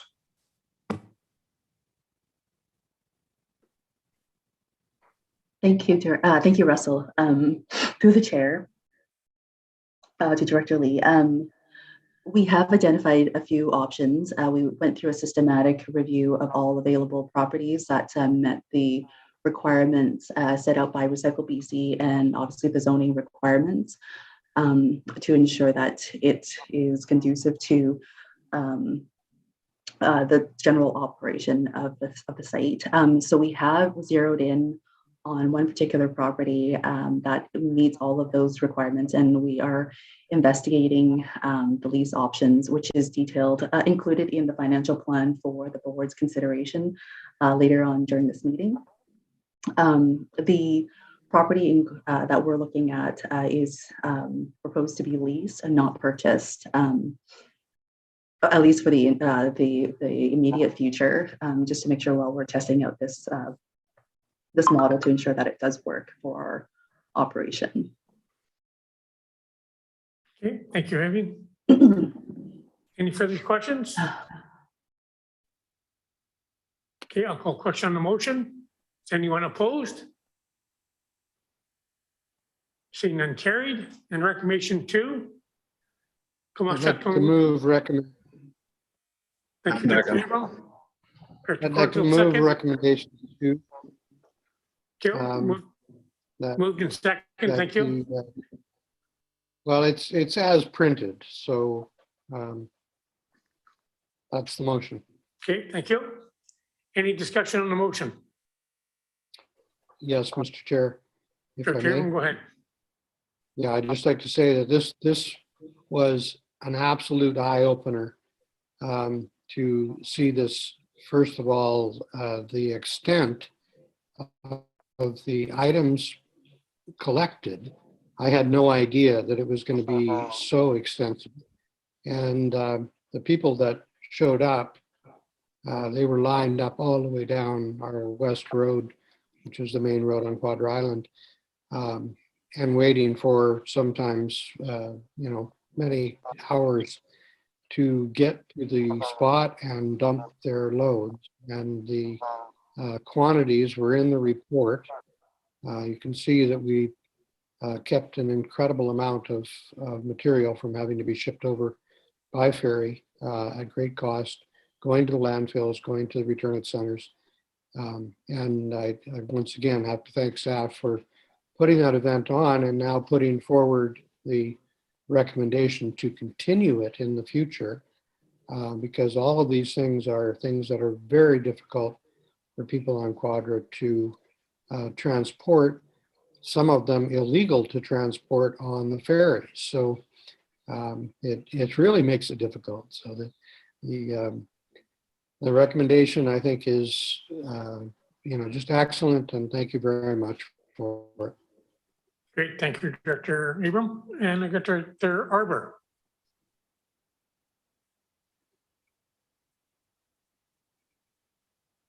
Oh, sorry, I thought Jim was going to talk again. So yeah, no, I want to congratulate Quadra. We've had this system on Hornby with recycling at for quite a number of years, and I can confirm what Dr. Abram just said. It's an amazing volume that ends up in the recycling streams, and we're just a community of 1,000 people. I think Quadra is what, 3,000 or 4,000. So I can only imagine how much volume is going to come your way. And congratulations, it's a major achievement. Great, thank you, Thank Director you. Arbor. Any further discussion on the motion? Seeing none, I'll call questions. Anyone opposed? Seeing none, carried. Thank you very much. Hooray. See Jim way before 2:30. Thank you, Brad. Thank you very much, Mr. Chair. Okay, on to item 6, bylaw dispute adjudication system. Motion receives the report. You've received. Second. Director Hamilton and Director Cornfield, and I'll go staff. Thank you, Chair and Directors. And Michael Dennison is here, a bylaw compliance officer for the regional district, and he will provide a verbal presentation and answer any of your questions with respect to this. Yes, good morning. Through the chair, this report will review the bylaw dispute adjudication system, as well as introducing the draft adjudication ticketing bylaw. The adjudication system was first introduced to the Electoral Areas Services Committee in March of this year, with final approval on October 26th. CVRD received approval from the Attorney General's office to join the program in July of this year. So just to go over some key points, the current MTI system does not support effective and cost-efficient compliance or represent best practices in bylaw enforcement. So under the MTI system, tickets must be personally served, and if not paid, a disputed ticket can only be resolved within provincial court through a payment hearing. In the case of the CVRD, this means bylaw staff must apply for a hearing date in provincial court, liaise with the disputant, direct the collection of evidence from bylaw staff and witnesses, serve legal documents, and argue the case in provincial court before a judge or judicial justice of the peace. Increasingly, local government bylaw matters are not a priority for the provincial court, and they are regularly delayed for more serious matters, resulting in added costs and inconvenience to both witnesses and staff. Although ticketing for bylaw infractions is a tool that has proven to enhance compliance within local government regulations, the requirement for personal service of tickets, the high cost of court prosecutions, and the difficulty in collecting fines are all detriments to the use of the current MTI system. So with that, the Local Government Bylaw Notice Enforcement Act, which came into effect in 2003, was created to address these issues and to create a streamlined framework through a non-judicial system for local governments to deal with bylaw infractions, compliance terms, and ticket disputes. The Act was developed to create a simple, fair, and cost-effective system for dealing with minor bylaw infractions through the creation of a localized dispute forum dedicated to resolving local bylaw matters, a reduction to the cost and complexity of decision-making in that forum, avoidance of unnecessary attendance of witnesses and involvement of legal counsel, a reduction in the length of time required to resolve bylaw ticket disputes, and the elimination of the requirement for personal service of tickets. The Act and the authority it provides applies to both municipalities and regional districts by regulation. Currently, there are 125 jurisdictions in BC using the adjudication system, and that includes the town of Comox and the regional district of Nanaimo as examples. Each local government participating in the adjudication system must pay its own costs, and those costs are currently accommodated within his existing budgets. Bylaw staff took the time to discuss with local governments who have been utilizing the adjudication system and screening officer program, and the result is a bylaw that we feel fits the need of the bylaw staff and is in line with our compliance approach and process for administrating tickets. The draft bylaw outlines the process that we can undertake to see a dispute through a screening process and then on to adjudication if the matter cannot be resolved by the ticket being paid or a compliance agreement entered into. The Local Government Bylaw Enforcement Act outlines very specifically what a local government may require through their adjudication ticketing bylaw, and we have taken care to ensure that the draft bylaw is consistent with the Act. Currently, bylaw departments utilize an informal screening process, and we are pleased to have these steps become more of a formal process.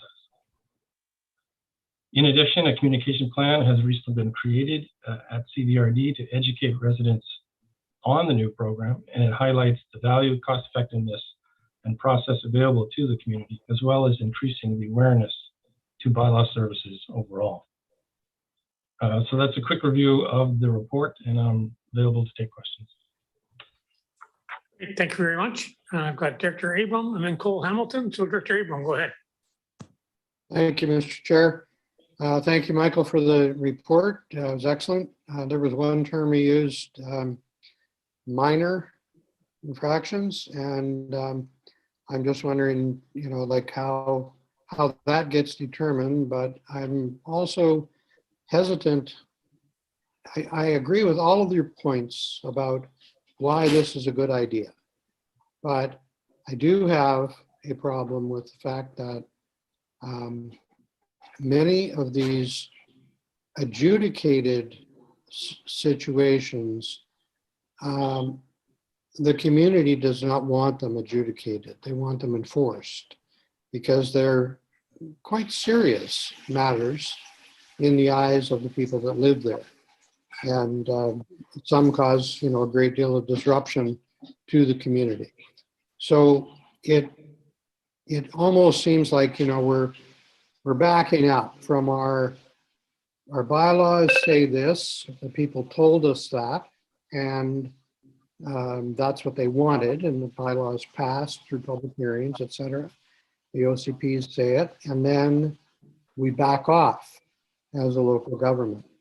Makes us look, I don't know, somewhat weak in our determination to enforce our bylaws. I realize, you know, that there's cases where adjudication may be totally appropriate.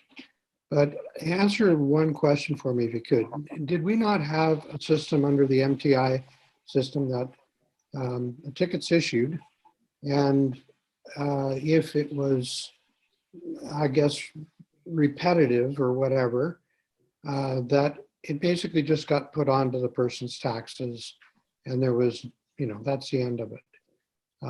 It gets paid or it doesn't get paid, and then it's up to the province to deal with it. Does that still exist, or is that not? Did that ever exist? Thank you for the question. Sorry. Go ahead, Michael. Sorry. That does exist on like excessive issues of unsightliness that's gone on for years. There can be that court order where the cost of the cleanup is put onto their taxes. When you talk about the adjudication process for minor offenses, as you know, we're compliance based. So the idea is that we use these to get compliance, say, an instance of illegal dumping where we've identified the person, we can use this to get them to pay a minor fine rather than push the process into the court system that doesn't have the time to deal with these types of infractions. Okay, thank you. Anything else, Director Abram? Satisfy your question? No, I think that's fine. Okay, thank you. And Director Cole Hamilton. Thank you, Chair, and thanks so much for this report. I'm very much in favor of this system. The courts are kind of a one-size-all-fits fits all problem solver. And I think occasionally one's using a kind of a sledgehammer to crack a walnut, as is sometimes the case. And my observation, and I may be coming at it differently than Director Abram, is I think this would actually result in a higher likelihood of a penalty of some kind being imposed. I think partially because you have that screening process where someone's going to assess and see if there is the evidence there. And then the fact that the burden of proof goes down from a criminal one, which is beyond a reasonable doubt, to balance of probabilities. So you just need 51% likelihood that it happened, and then a penalty is imposed. And I think that's to some degree reflected in the fact that the admin costs per dollar recovered are significantly lower. And I don't know if staff know this, but I would tend to suspect that there's a higher rate of penalty imposition through the system than through the courts. And I guess the other thing I wanted to note is I think that, you know, the end goal here is to change people's behavior. And I think you're much more likely to get a change of behavior in a less intimidating and less confrontational system, this particular alternative dispute resolution, rather than appearing in court. I think it's more likely to allow people to reflect on what happened, and the fact that we're imposing penalties more often will likely give them a consequence, which may also serve to change behavior. So I guess I just had that one question. I was curious to know whether there's a higher rate of penalty enforcement with these kinds of systems than through the courts. And just want to also just express strong support for this program.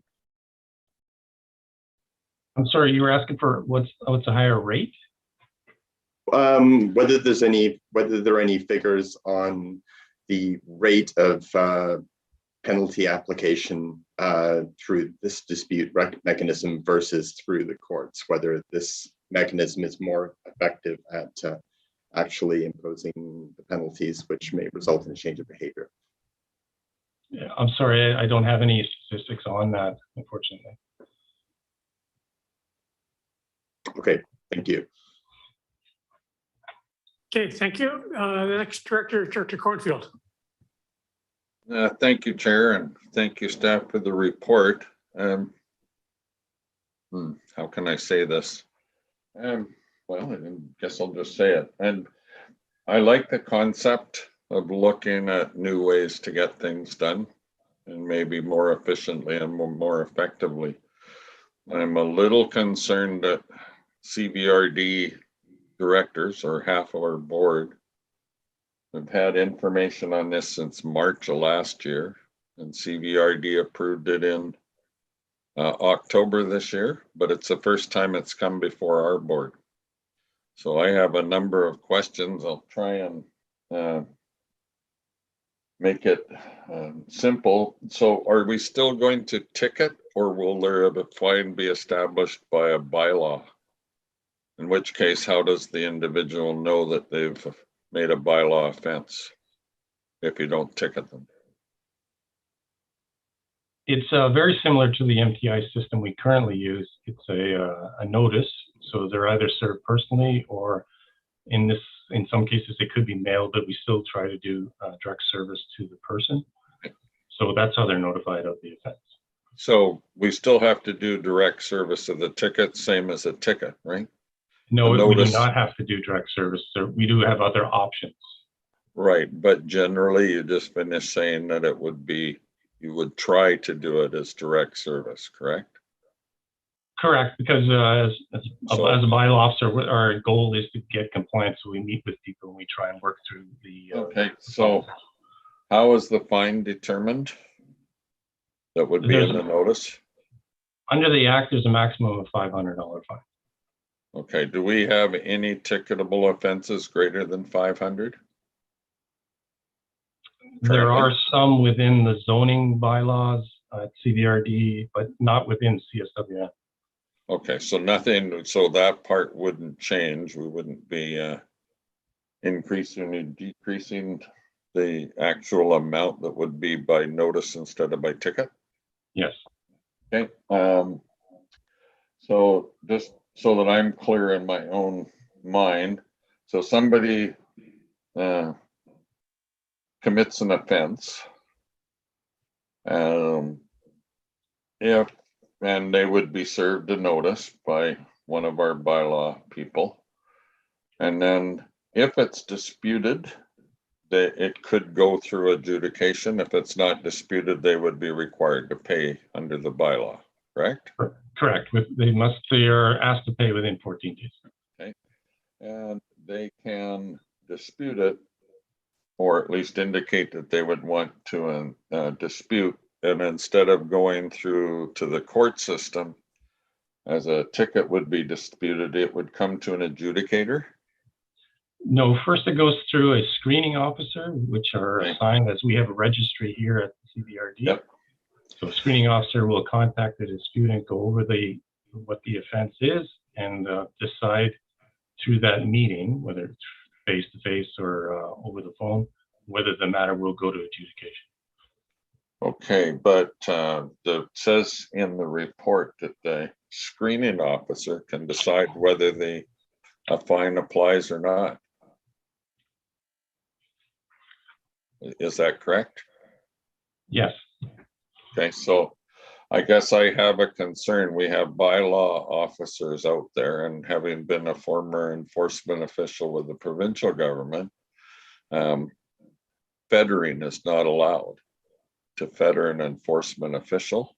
And so now we're going to implement a screening officer who, just in a little that I've had to deal with or with this, is it could fetter a decision making of a bylaw official.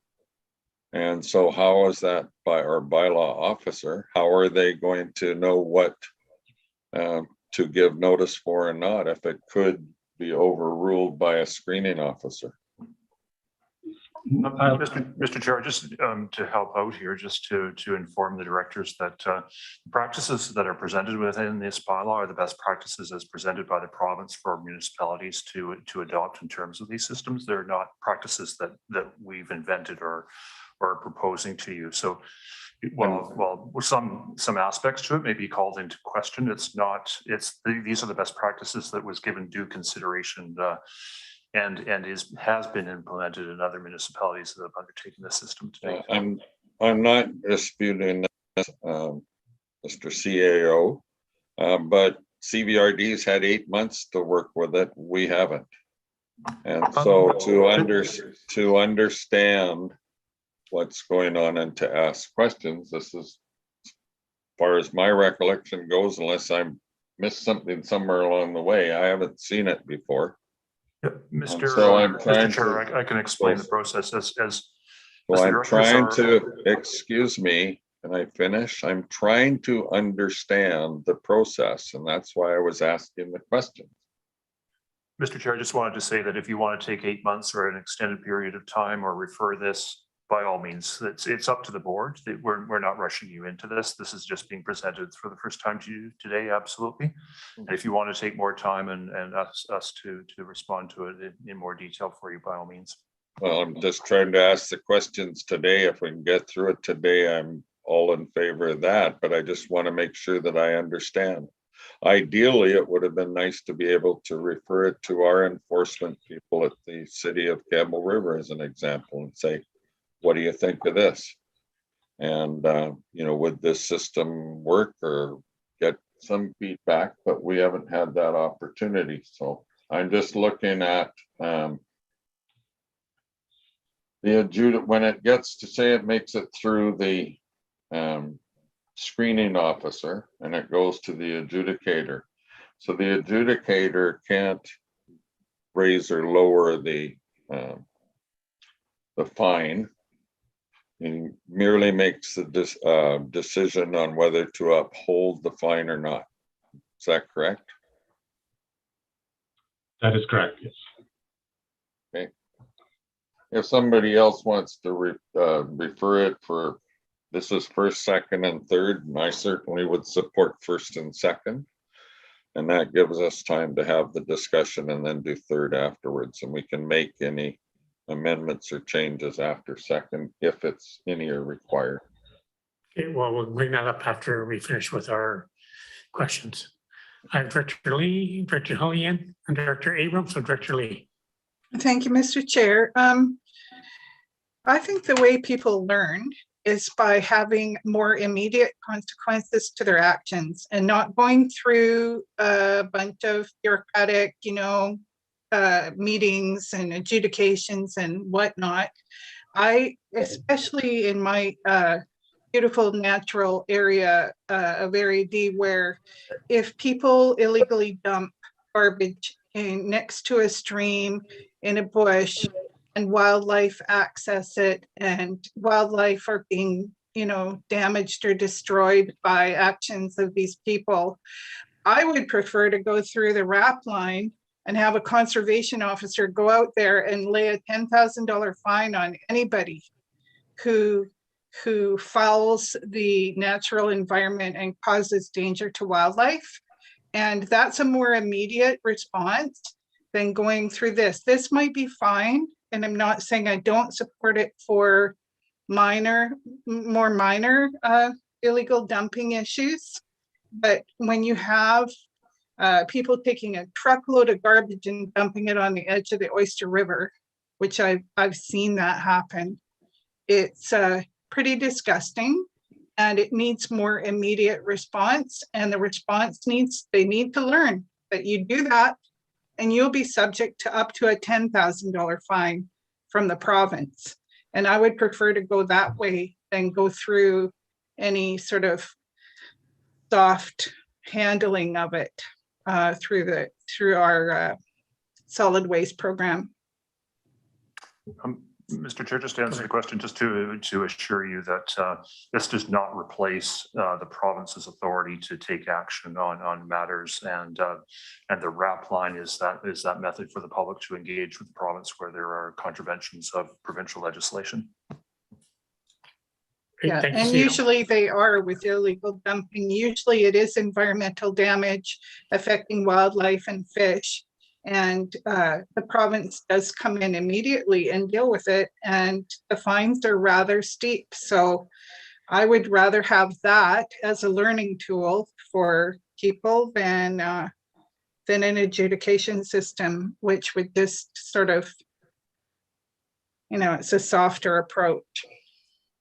Okay, thank you. And Director Abram. Thank you, Mr. Chair. Thank you, Mr. Chair.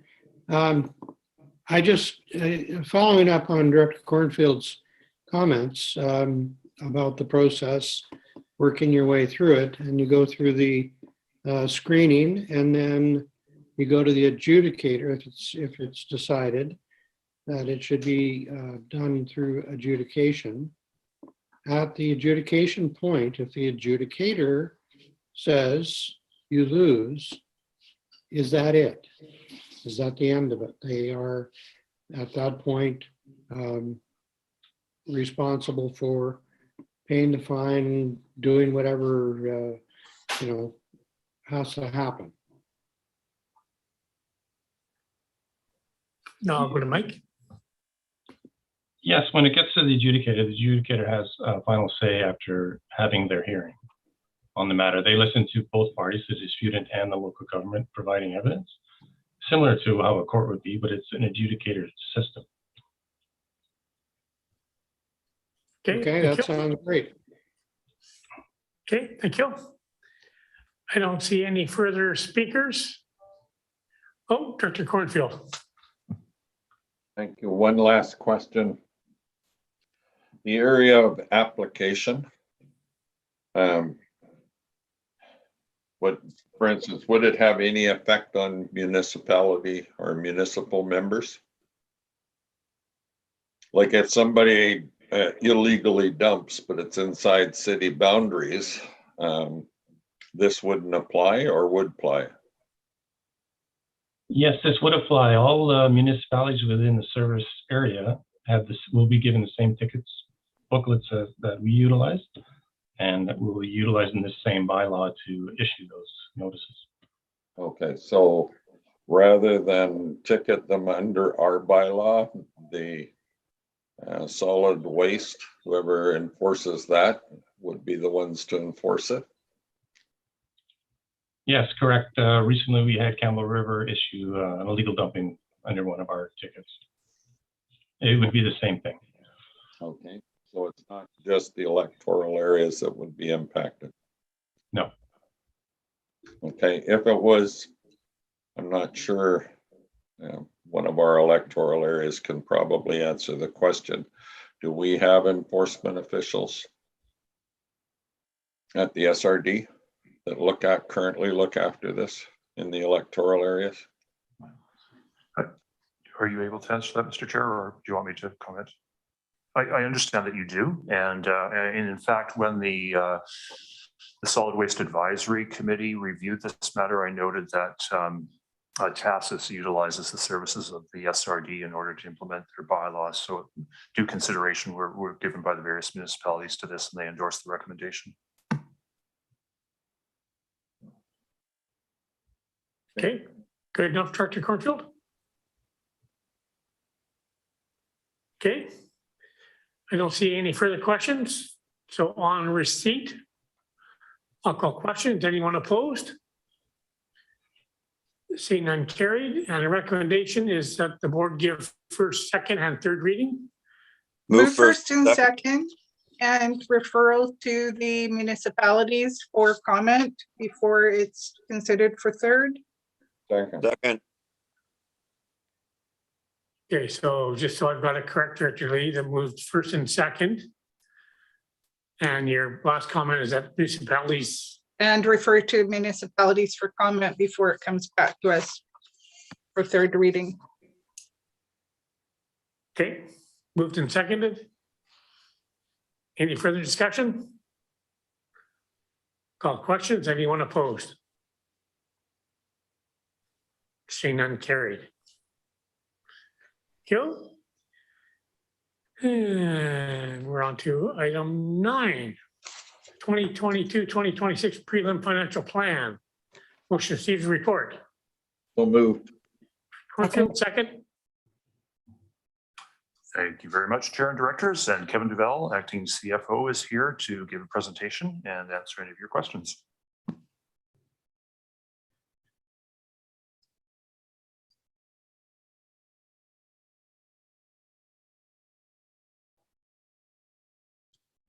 Sorry. Thank you very much, Russell. Through the chair to the directors, I'm actually going to refer this on to Vivian Shaw, who will actually be providing the presentation. Thank you so much, Kevin. Through this, through the chair to the board. So this is we're pleased to provide the preliminary financial plan for 2022 to 2026. Next slide, please. So just quickly in the way of background, this financial planning process is guided by the financial planning policy, which the CSWM board has authority preside over. There are several opportunities for the board to review this financial plan that's being presented to today. So today being the first one with the preliminary review, and then January 20th and February 17th for the proposed, and finally March 17th for the recommended budget. So this timeline was put in place in order to meet the statutory deadline for the plan approval by March 31st, 2021. Next slide, please. As you can see on the graphics to the right, the revenue for this service essentially comes from two main sources, being the tip fee and taxation. For 2022, the revenue for the CSWM service is mainly derived from the tipping fees, which amounts to about 61%, and the tax requisition amounting to 30%, with the balance of the other revenues and recoveries, and as well as prior year surplus carry forwards if there are any.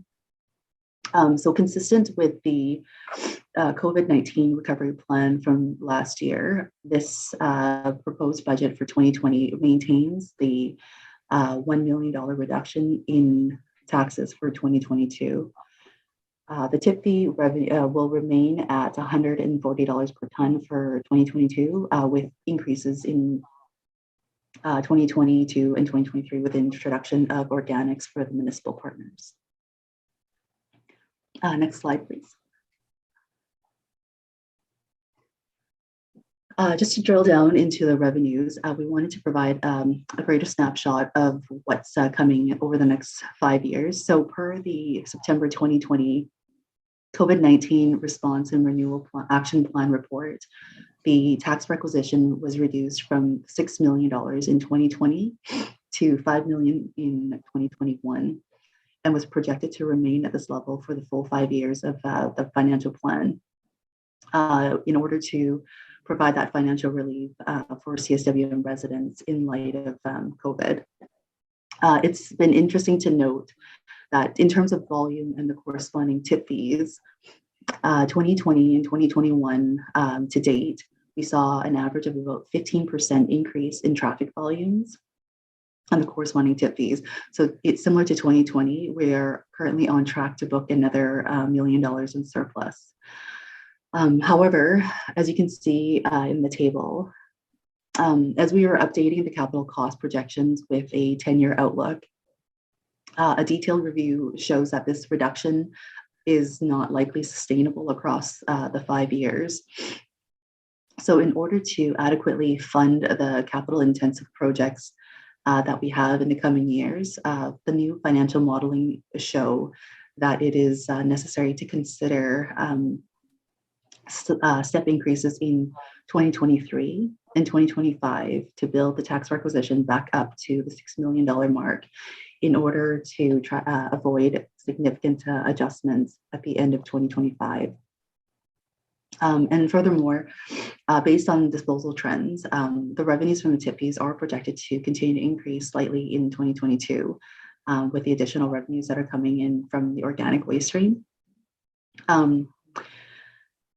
As for the tip fees themselves, as proposed in 2021, our tip fees should be tied to the Victoria CPI in increments of $5 in order to keep up with inflationary costs.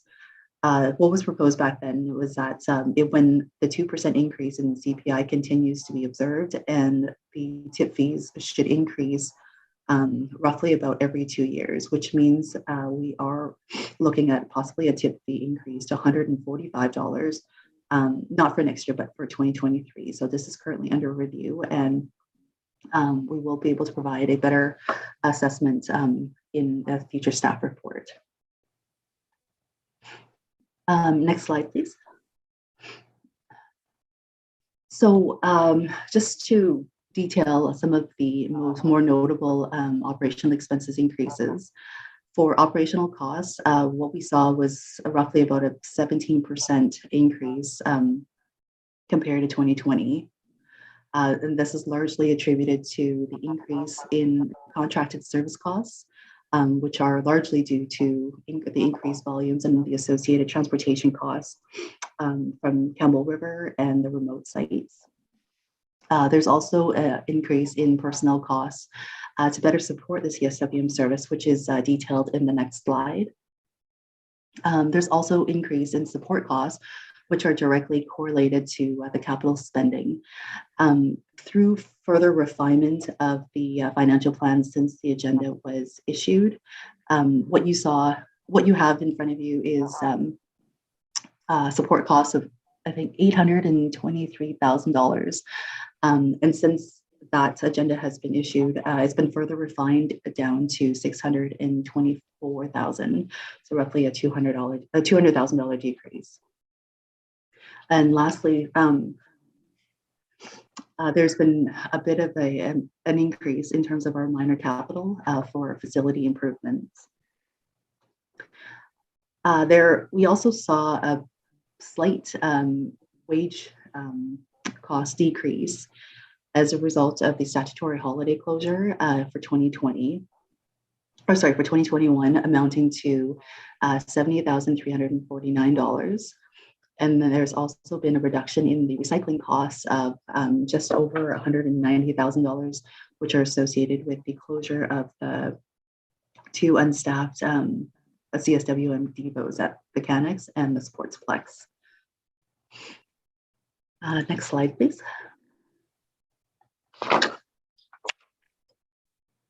So there are 4 new positions that are being proposed for 2022. The first 2 are the waste management attendants. So this is one position that is but 2 staff to cover a 70-hour work week. So at the Campbell River, at the CVR Comox Valley Waste Management Center, the vehicle counts in 2020 and 2021 to date, we've seen an increase of roughly about 11%, about 14%. And compared to the same time period in 2019, we saw this similar increase for our Campbell River site as well. So what we're proposing is that additional staffing is required to provide the necessary resource in order to keep up with the operational and customer service demands, as well as to ensure the safety of our residents and our staff on site.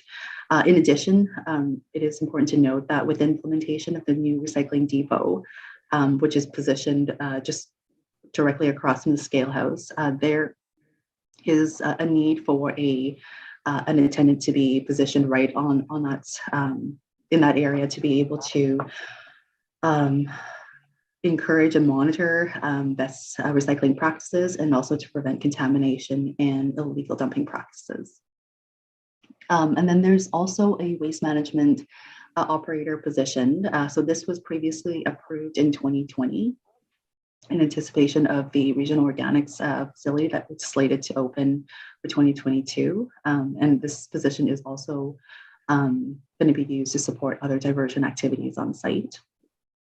And lastly, there is a new position that's being proposed, the environmental technician. So the CSWM service currently uses an environmental consultant to complete all of our groundwater and surface water monitoring field work in accordance with our environmental monitoring plans for all 5 of our landfills within the CSWM service. This work amounts to roughly about $255,000 per year for the monitoring, the financial liability calculations, and the annual reporting. So through a review of this work, there is an opportunity to be able to reduce these consulting costs, and also to provide a greater understanding of our own service and environmental conditions here at the landfills. So in addition to this groundwater monitoring work, we're looking to be bringing online the new gas and flare system at the Campbell River facility. And based on previous procurement, finding a contractor to fulfill this operational requirement has proven to be very costly and challenging, just given the remoteness of this location and the unknowns of this field. So by bringing on this technician, it would be able to help support this operation. And managing a landfill gas system is highly complex, and from both a maintenance and an operational perspective. So we wanted to be able to incorporate this role within the team so that it'll allow us to have a better understanding of our own operation and provide that continuity in service. And then furthermore, there is an opportunity to be able to add the hazardous waste removal for remote facilities to this new position. This is a very costly venture for the service, and it is something that we could put under this umbrella. So the estimated work of the consultants and the contractors that this proposed position would displace is roughly about $170,000. It is expected to net out at around $40,000 in savings once we factor in the salary and the benefit loading that we will have for this new proposed position. So that is the breakdown for the 4 new staff positions. Some of the other increases is just due to contractual increases per the QP requirements, a continuation of the engineering analyst student position that we've had and reinstated back in 2021, and then a few minor allocations within the service. Next slide. Thank you. So just touching on the capital projects, this is quite the spendy year with the regional organics construction here starting. That's already broken ground here in 2021 and will be going continuing in 2022. So this is the 17.3 million funded by grants and the $6.5 million. Sorry, the rest covered by debt. And then there is the Campbell River landfill closure with the design work that's been being completed in 2021 and the closure activities and construction in 2022. And then most notably, we wanted to also highlight the Cell 2 construction, which again, we're finalizing our design and with the construction slated for end of first quarter in 2022. And the cost of this project here has increased since this was presented in the 2021 budget. This now includes roughly about 10 million for the construction of the cell itself, and then 2.5 million for the additional leachate handling and storage capacity. I just wanted to note that this increase in the budget is largely attributed to the leachate pond, the screening berm, and the perimeter access road, and the larger than expected excavation due to the reorientation of the cell to ensure that we are maximizing our airspace. And also, lastly, just the general cost increases that we've seen across all of our construction projects that are associated with the COVID-19 pandemic. And according to our current timelines, after 2023, the capital spending is projected to drop off significantly with some of the smaller closure projects and transfer stations happening in Tassus and Zabalas, which is currently slated for 2023 and 2025, as well as the Gold River closure in 2026 to 2027. However, based on our updated financial modeling and given the available airspace, which we are getting the updated photos to be able to provide the board, the staff is recommending that we delay some of these closure activities to provide a bit of relief, not just from the financial component, but also from a resourcing perspective as well. By delaying these projects, we will be able to provide staff the necessary time to conduct the fulsome First Nations consultations that in these communities as part of our siting assessments. And that covers it for the presentation portion, and we're happy to take on any questions. Thank you very much. And questions, Director Lee. Thank you, Mr. Chair. Yes, I'm happy to support a preliminary budget based on no increase to the tipping fee and a $5 million tax requisition in 2022. However, I need to ask, and I know budgets are just, sort of our best guess at what we're going to spend in the following year. We don't know definitively if construction prices are going to go up on the organic facility before it's completed. Last year we budgeted $5 million for solid waste, and then staff had to come back to us before the year was out and take another $1 million or so out of reserves because the budget wasn't sufficient to meet the costs of the organic facility delivery. So I'm just through the chair staff asking whether the $5 million is just a placeholder, and can we expect there'll be more requests for funding before that organic facility is complete. I notice in our personnel costs, they're up 12% due to the new staff at the organics facility, $232,000, plus another transportation of organics, $432,000. So that's going to cost us $664,000 a year so far. And, I don't think, personally, I don't think it's worth it, but you know how I feel about trucking around things that are 90% water.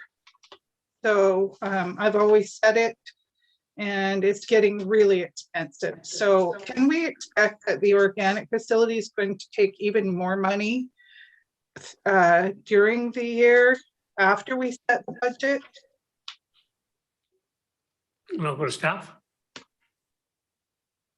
So the contract for the organics facility has already been contracted out. So the contractors are required to stay within the bid amount. So we're not anticipating any changes to that. I've got Cole Nickinson on the line as well. If there's anything that's you want to add. Yeah, thank you. Yeah, so all contracts have been signed with contingencies in there, so we expect to come within budget for these projects.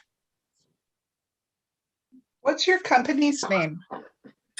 Napit Industries was signed for both the transfer station and the construction of the compost facility. Okay, so do you think the construction's going to come in on target with the amounts we've got in this preliminary budget? Yes. Are we going to get an increase in the organic construction costs? We don't foresee anything right now. We put in contingencies in the budget, and all the budget that was approved was based off of the tendered amounts after receipt, and contingencies were put in place, and we expect to come in on budget for the project. Okay, thank you. So I'm pleased to support the preliminary budget so far. Okay, thank you, Director Lee. And Director Cornfield.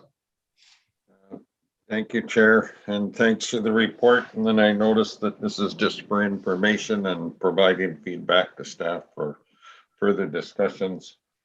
I guess I have some that I would consider in camera, so hopefully we will have an opportunity under the in-camera portion to have some discussion on the budget. But my concern comes, or at least some of my comments are, the fees are up about $500,000 in 2022. And again, they rise almost a $500,000 in 2023. So I notice also that the prior year's surplus decreases to pretty much to nothing, well, nothing by 2024. And so I have concern about surpluses disappearing. If our volumes are increasing, which was in the report, and our transportation costs are up, how are we getting our increased revenues? If the fees are $500,000. Sorry, Mr. Chair, I'll just like to address the matter of in camera and to say that the financial plan and draft budget are a public debate and discussion. There's no intention for there to be consideration of that matter in camera. That's just for the benefit of the public. And Vivian, if you could respond to the specific questions that were asked about the budget.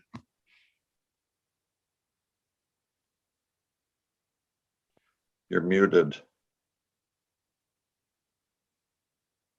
My apologies. Thank you for the question. In terms of the increasing volume, there are the costs associated with handling of that material. So we are looking at, as noted, I think it's in one of the slides, that we are looking at increasing the tip fee for 2023 in order to be able to recover the necessary costs to cover our operations. Okay. If we're going to, after the composting facility is up and running, with our hope to make it to that 70% diversion rate, have we anticipated a reduction in revenues and expenses for operating the dump if we're diverting a whole bunch? That's a great question. Thank you so much, Director Cornfield. As I think it's really important to make sure that we're striking that fine balance between the tip fee and the tax requisitions. As basically the more successful we are in our diversion program, the more that we will need to compensate otherwise. So we are going to have to really keep an eye on the tip fee and tax requisition ratio to make sure that we are adequately funding the service. But as we can see right now, based off of our projected 70% diversion rate, this is what the budget is based on. Okay, yeah, I didn't see any really significant change in the budget there. Mhm. So that's why I asked the question. I just wondered if we had included it in there, or is it too much of an unknown to be included at this time? We, obviously still pending board direction for the solid waste management plan, as we implement other new diversion programs, which will be considered in future financial planning processes, we will further refine those numbers to incorporate the projected increases in our diversion rates overall. Okay, my second to last question was leaching pond capacity and requiring $2 million to build a new one with a new cell. And I seem to recollect that our current leachate system was supposed to have the capacity to deal with cell 2 as well. And in fact, we approved diverting the leachate from the compost facility at Pigeon Lake to our system to handle out of the landfill. And I know that was my question back then, is are we approaching capacity? Do we have the capacity to do both? And was told, oh yes, we had capacity. And now I'm hearing you need another 2 million for another leachate facility with the new cell. I'll ask Mark Rutten to respond to the questions pertaining to capacity and the volume that may come from the compost facility in proximity. Yes, thank you. Thanks for the question and through the chair. So yeah, when we did the original design work for cell 1 and for the equalization pond that equalizes the volume of leachate and then slowly feeds it to the treatment plant, you're quite correct, Director Cornfield. Our intention at that time was to design a pond that could be used in the future for cell 2 when it was added. So there was a lot of work put into understanding how much water would make its way to that pond and whether it was appropriately sized. And the work that we did at that time showed that a 10,000 cubic meter pond was the way to go, and that pond had excess capacity to deal with a small amount of leachate from the compost facility. What's happened in the meantime is that we now have a greater understanding of kind of the intensity of rain and how that comes at us all at one time. So although the leachate treatment plant is able to handle the amount of leachate and treat it over an entire year, what has happened is that the pond just can't handle the intensity of the rain in these extreme events that we have. So when these atmospheric rivers come through, they just pump so much rain that the equalization pond is basically full, and we just need more storage capacity. So it's not on an annual basis we're okay. We have the capacity in treatment, but we need a larger EQ pond, and it just wasn't adequately sized in that first round. Super. No, I wasn't attributing blame, just looking for the rationale behind it, and you answered that very well. It's just who knows how much it's going to rain at any given time. Hazardous materials. You got one more question, Director Cornfield? I'll get to other people. Oh, okay. I want to make one statement regarding the in-camera portion, and that was because it dealt with staffing, and that was my reason for that. The only other thing was the hazardous materials at Campbell River landfills, which is only happening on Tuesdays. So if you take up your paint and your other things, if it's not on a Tuesday, you can't even drop them off. So. And Mr. Chair, That's thank you very much, Chair Cornfield, to expressing an interest in discussing the staffing matter further. Comox Strathcona Waste Management, as well as the CVRD, proposed changes in staffing are discussed publicly through the budget process and not in camera. So if you do have any questions or concerns with the staffing complement that's proposed, please ask them now. I'll wait my turn and take my hand down. Oh, I took my hand down and then. Okay, I'll come back to you. Director McCallum. Thank you, Chair, and thank you, staff, for this preliminary budget report. I certainly don't have any issues with anything that we've been presented with today. I just had a couple questions around the tipping fees and some of the assumptions that are baked into the financial plan going forward. It looks like we do project increases in tipping fees even in the years that we're not looking at increasing the price per ton. And so I'm just curious to know what the projections are over the 5-year plan in terms of increases in tonnage. Okay, I'll go to Vivian. In terms of the tonnages, we are projecting the roughly about a 1.5% increase over the life of the financial plan. The tip fee increases have not been incorporated in there, but we could definitely show that in the next round. Oh, okay, that's good to understand. So, because I thought the jump between 2022 and 2023 was bigger, I assumed that was the increase, but maybe I looked at that the wrong way. Yeah, that would be good clarity. And then the other thing I wanted to confirm is that we're including organics tipping fees in this financial plan, even though it counts as part of our diversion. We also are collecting tipping fee revenue on organics. Am I making the right assumption there? Yes, that's correct. The tip fee for the organics at $110 have been incorporated into this financial planning process. Okay, great.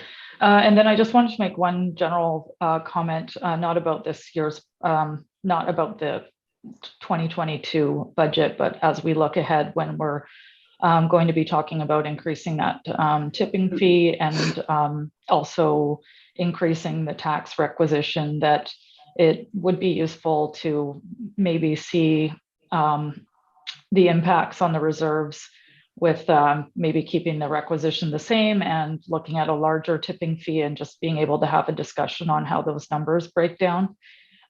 Because I do think there's some value in looking at this increasingly as a user pay model, especially as we're going to be gaining more and more ways for our residents to have more choices in terms of their diversion, that perhaps we do want to change our financial model, that there is a steeper fee for what is going out to the curb. So that's the only comments I have. Thanks.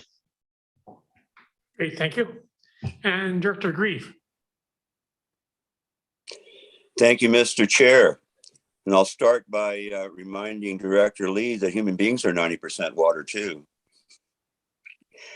But my question through the CAO and the chair to staff is regarding the air capacity in the landfill.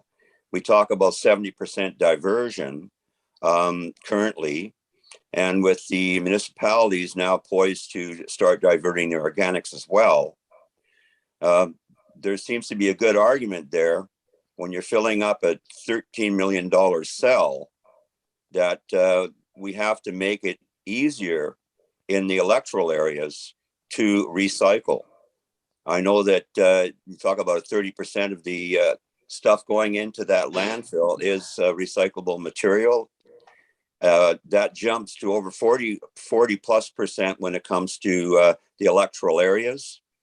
We have areas A, B, C, and D that encompass about 27 million residents that are without curbside recycling, something that's taken for granted in municipalities let alone organics. And I'm just wondering, with this kind of money being floated around, is there going to come a day when we're actually going to be charging the electoral areas more money because we are going to be putting more non-essential landfill into that cell? And I look back to the garbage composition report of about 4 years ago, and 4 or 5 years ago. Time flies, folks. And I'm seeing probably that needs to be done again, because it has to be made very apparent to the residents in the electoral areas that that we are going to make it easier in some way, shape, or form for them to not put out stuff in the garbage that shouldn't be there. And I've talked to the garbage haulers, and they see it, and sometimes they can put stuff aside, but without a program like that, and it goes to the public and they can simply turn it down, they have to be made aware that they're paying this for this landfill. $13 million is no small beer. So I just would like to throw it out there that the areas A, B, and C and D, which is, like I say, run about 27 million people, we need to have something to actually address that problem, because it's costing everybody money. Thank you. Thank you, Director Reeve. I see, okay, I don't have any first time. We've got Director Lee and Director Cornfield second time. We've got Director Davis first. Sorry, go ahead, Director Davis. Thanks. I just wanted to make one minor point. It sort of flagged right away in my mind when I heard about all the water that we're processing. That's all rainfall. Have staff ever looked at the possibility of covering off a lot of the cell and then using some sort of sump pumping to remove the clean water from the dump site, as opposed to having it go into the system for us to process at great cost? I'll go to staff. I would love to answer the question, but Vivian, you can please explain what's up. Thank you, Russell. And thank you very much for the question, Director Davis. We do actually have a tarpon system that is coming within the next couple of weeks here, so that we are doing exactly as you had proposed there, Director Davis. We will be tarping off at this section so that we can reduce the amount of contact water that we would have to treat. And this would be diverted down to the sump area so that it can be put back into the environment safely. And we are doing progressive closures as we fill up the cells, and in doing so, again, we'll be able to reduce the amount of leachate that's being generated within the cell, and the subsequent lesser amount of leachate that would have to be treated.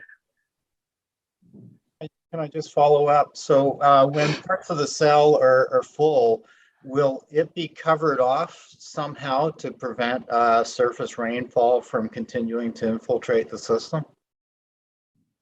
That's correct. There will be intermediate cover that will be put in place to divert that material. And this is something that's been done for the past 2 years, and we're going to continue to do that as we progress through our new cells. Okay, thanks for that. Okay, so we got second time speakers, Director Lee and Director Cornfield. Director Lee, go ahead. Thank you. I totally agree with Director Grieve about the opportunities for recycling in the 27,000 plus population in rural areas A, B, C, and D. I was at the recycle depot yesterday at Oyster River, and it was buzzing. There were people coming with their recycle boxes and just feeling so good about recycling all this stuff that isn't going to go to the landfill. We need more opportunities to recycle. And, our words have to match our actions. And when we say we want people to recycle, we don't run around closing down recycle opportunities like CanX and all those that we shut down, and the 2 in Campbell River.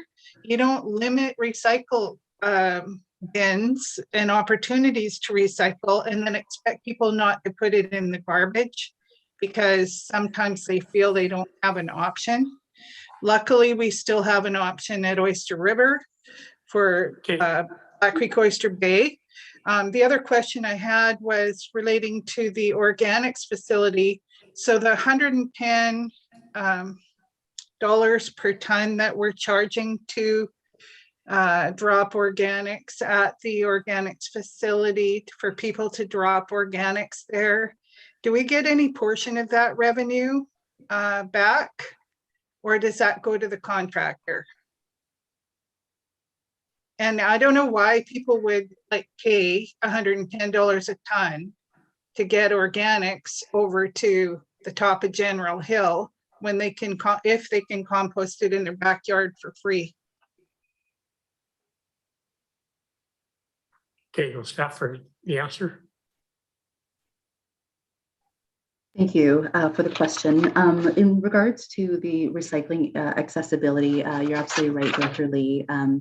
We, as part of the review that we did after the failed AAP for rural roadside, we are going to be bringing forward a staff report actually to the ASC next Monday, December 6th, which highlights all of the potential opportunities to really improve those access for improved diversion within the rural areas.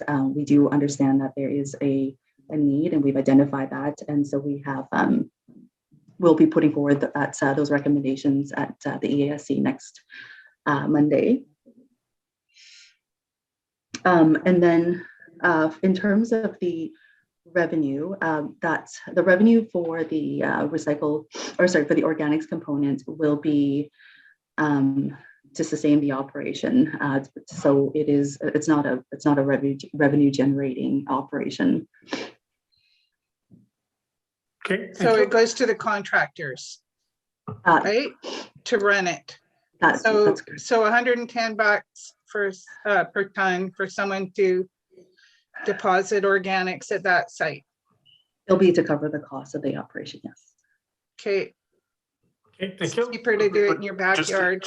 Sorry, just to be clear, that's money collected by the service that the service uses to pay its expenses, some of which go to the contractor. It doesn't go directly to the contractor. Still cheaper to do it at home. Okay, thank you. I've got Director Cornfield and Director Grieve. Director Cornfield. Thank you, Chair, and staff were asking for input back from this information provided, so I would like to see a business case made for the new staffing positions, because I can't figure out, I guess my concern is on the environmental technician.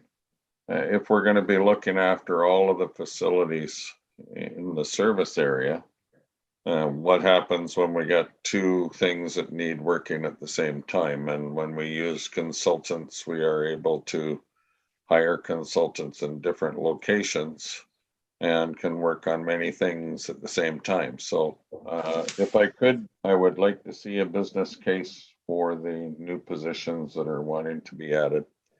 So those costs add up every year and they don't get lower. So that was my request.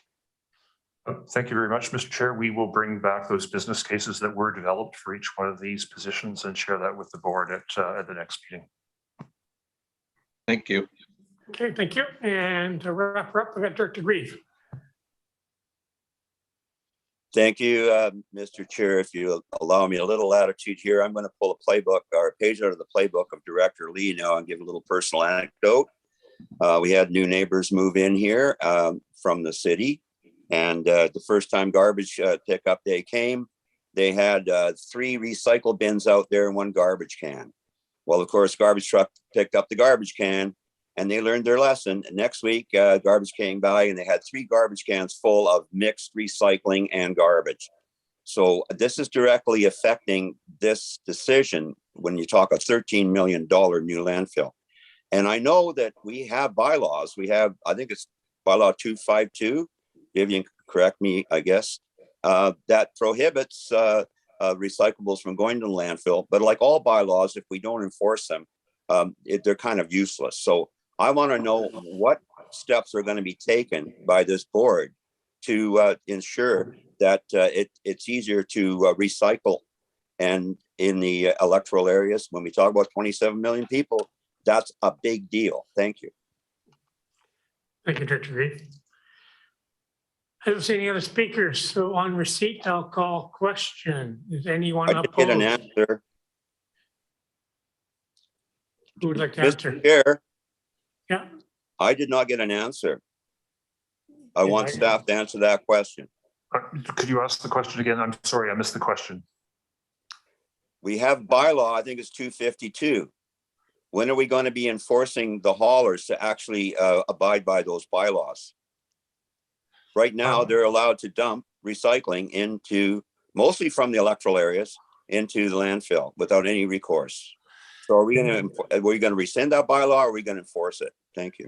What I would ask is if the board would let us, we will come back at your next meeting just to explain how that is enforced at the landfill as opposed to getting into it today. But I will follow up with you to explain how we look after this matter directly at our two landfill facilities.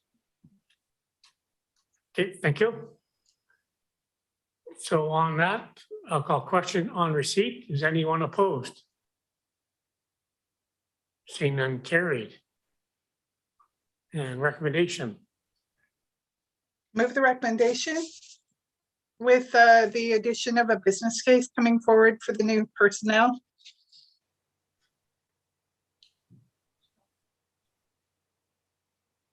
Do I have a seconder? I think staff already said they're gonna bring back and show us. Okay, so I've recommendation number one. I have a mover, Director Lee. Do I have a seconder? I'll second. Director Hillian. Oh, sorry. I've skipped ahead to number 10. Sorry, guys. We don't have a recommendation. So on receipt, it's carried. Thank you. Okay, so the CEO said a resolution that we bring a business case back to our next meeting on the recommendation of staffing. So move. Director Ramirez, seconder. Second. Director Hillian, thank you. Any further discussion? Call questions. Anyone opposed?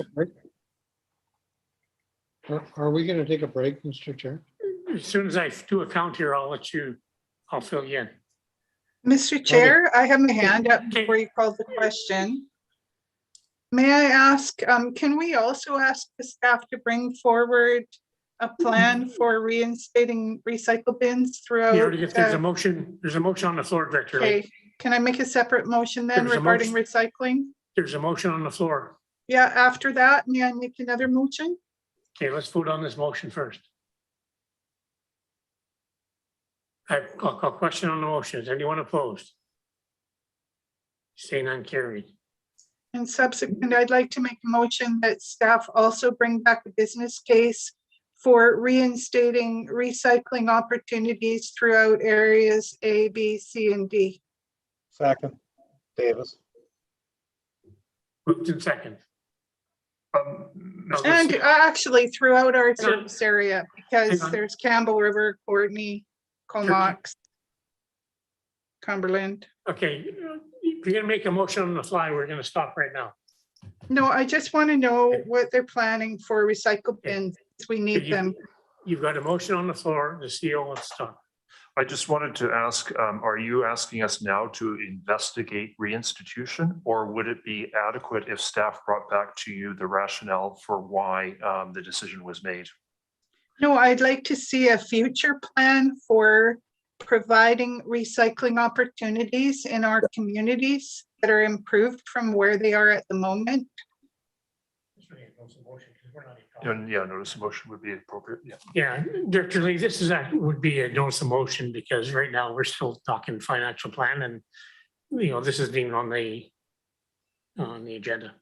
So if it's a notice of motion. I thought I heard Vivian say though that they do have a plan for beefing up the number of recycle opportunities. And I'd just like to hear what it is and if we can fund it in our financial plan. So that's what I'm asking for, more information on recycle opportunities. So what we can do is in our presentation of the budget at the next time, speak specifically to what is planned for recycling opportunities. And then if the board wants something different or otherwise, you can ask us for the analysis at that time. Would that be adequate? Sure. Okay, thank you. Okay, so it's 12:30. 12:25, so we'll take a 30-minute break. 30 Could we minutes. just have a 10-minute break? Yeah. Okay, 10-minute break. See you back in 10.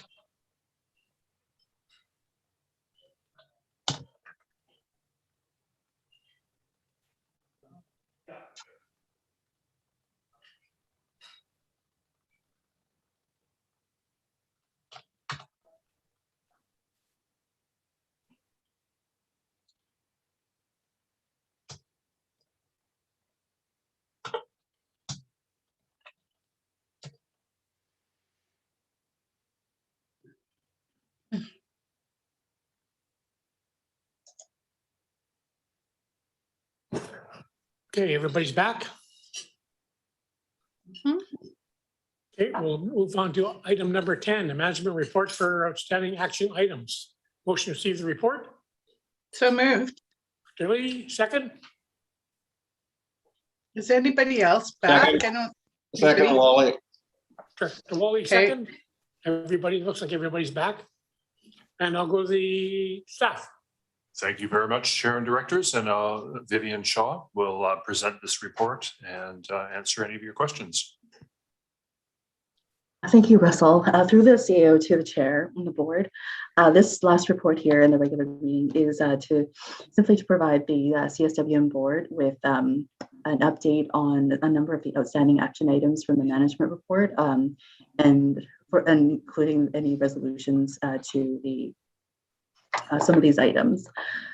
So the first one that we wanted to address is a report management item number 1.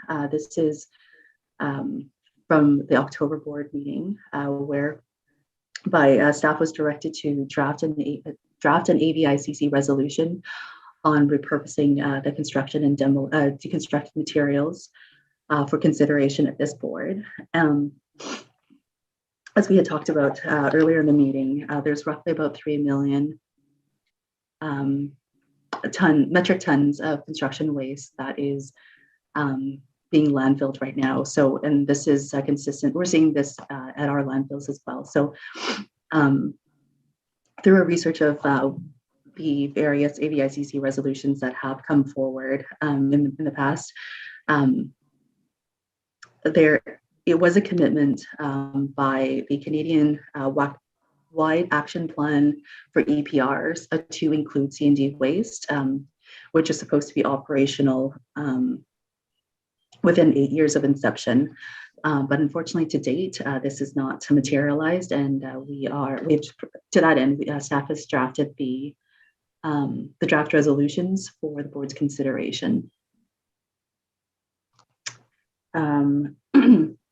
And then for report item number 2, again, this is from last month's October meeting.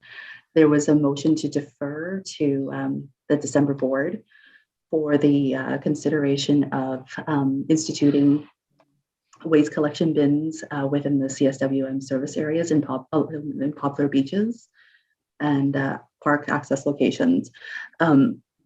As Director Lee mentioned, this has been reviewed at both the regional district level, and both regional districts have since approved resolutions to request MODI to work with local governments to identify and potentially site additional locations for waste disposal. Moving on to management report item number 4. This stemmed from a motion that was carried from the June 2020 meeting. And this is requesting that staff bring forward a report for the price evaluation and other relevant considerations with respect to the finished compost for sale from the pilot project. So the original mandate for this pilot project at the Comox Valley Waste Management Center was to really provide the finished compost strictly just to the 2 participating municipalities of Cumberland and Comox. But after 2 years of full operation, it was evident that the amount of outgoing compost far surpassed the needs of those 2 municipalities. And there was a significant demand from other users, including the farms and residents.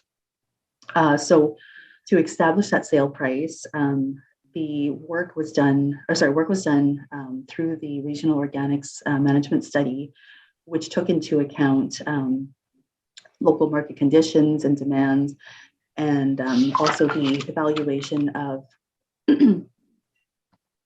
costs to process the organic materials.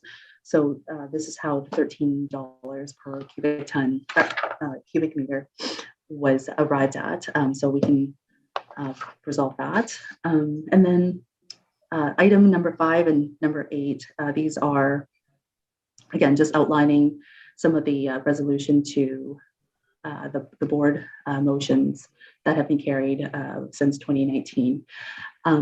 If you have any questions, I'm happy to take any questions at this time.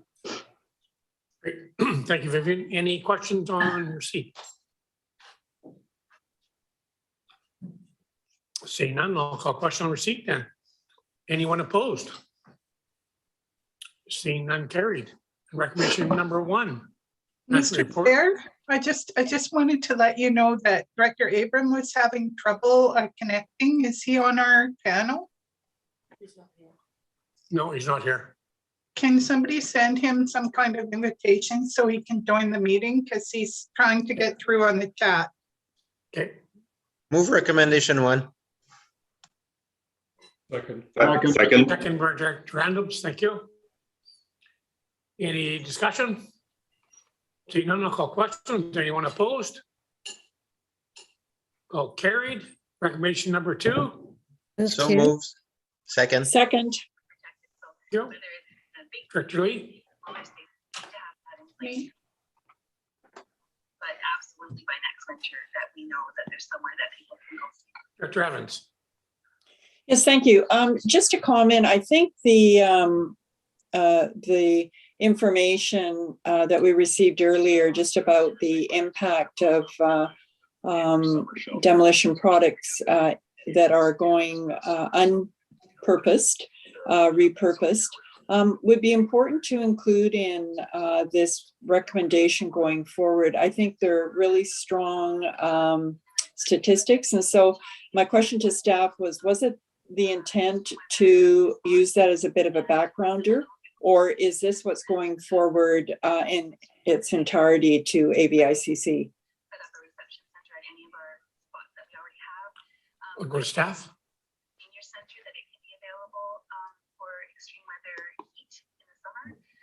Vivian, are you there to respond? Hi, sorry about that. Yeah, we can definitely provide this as a background here so that we can be able to provide context as to why this resolution is coming forward. Great. I think that will really strengthen the resolution. Thank you for that. Okay, and Director Cornfield.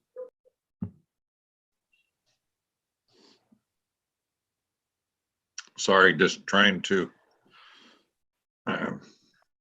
You can hear me okay now? Yep, all good. Okay. As your representative to the AVICC Solid Waste Special Committee, we haven't had any meetings at all. And I was wondering why this one wouldn't be referred to that committee as well.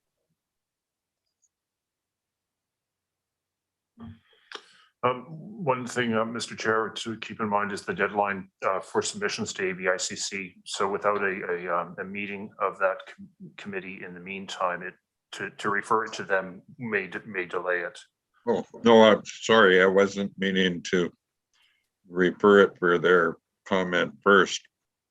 What I was meaning was how would we just make sure that they get a copy of the resolution?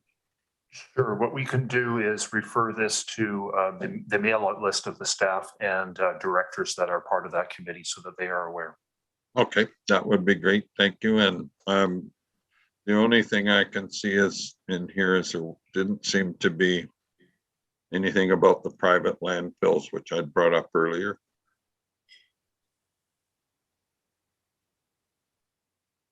And maybe that would fit with Director Evans' comments about background information. Yeah, good. Yeah, I agree there, Charlie. Okay, so when background is prepared, maybe there can be some mention of it there. Okay. Thank you. Okay, anything else on this recommendation? Seeing none, I'll call question. Anyone opposed? Call carried. And recommendation number 2. So moved, Arbor. Sorry, recommendation. So move 3. Move 3. Thank you, Director Arbor. Second, Cole Hamilton. Director Coleman, thanks you. Seconded. Any discussion? See none, I'll call questions. Anyone opposed? Carried. Item 11, Comox Strathcona Waste Management Report. Move Motion receipt. received report. Director Lee. Receipt. Seconder. Second. Director Hillian and the staff. We are available to answer any of your questions if you have any.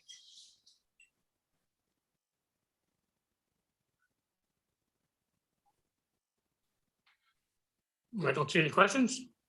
So I'll call question on receipt. Anyone opposed? She's done. Carried. Move first and second only. Second. Second by Director Hillian. Any discussion? I think that was Adams who seconded. Okay, thank you.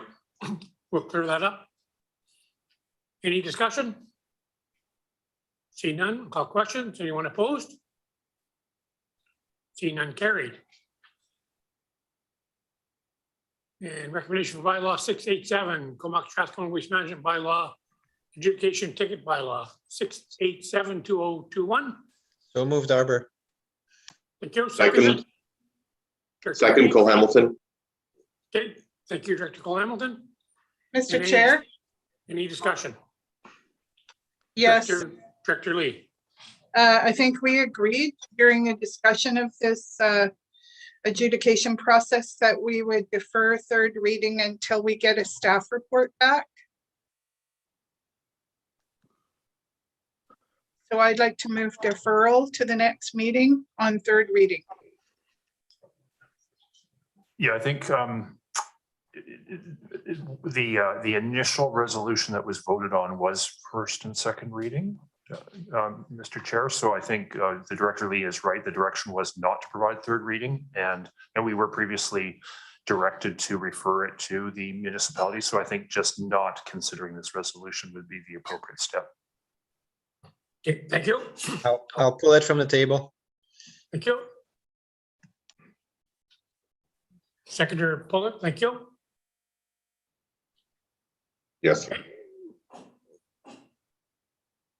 Question, Director Cornfield? Oh, sorry, I had my hand up, but it's been covered.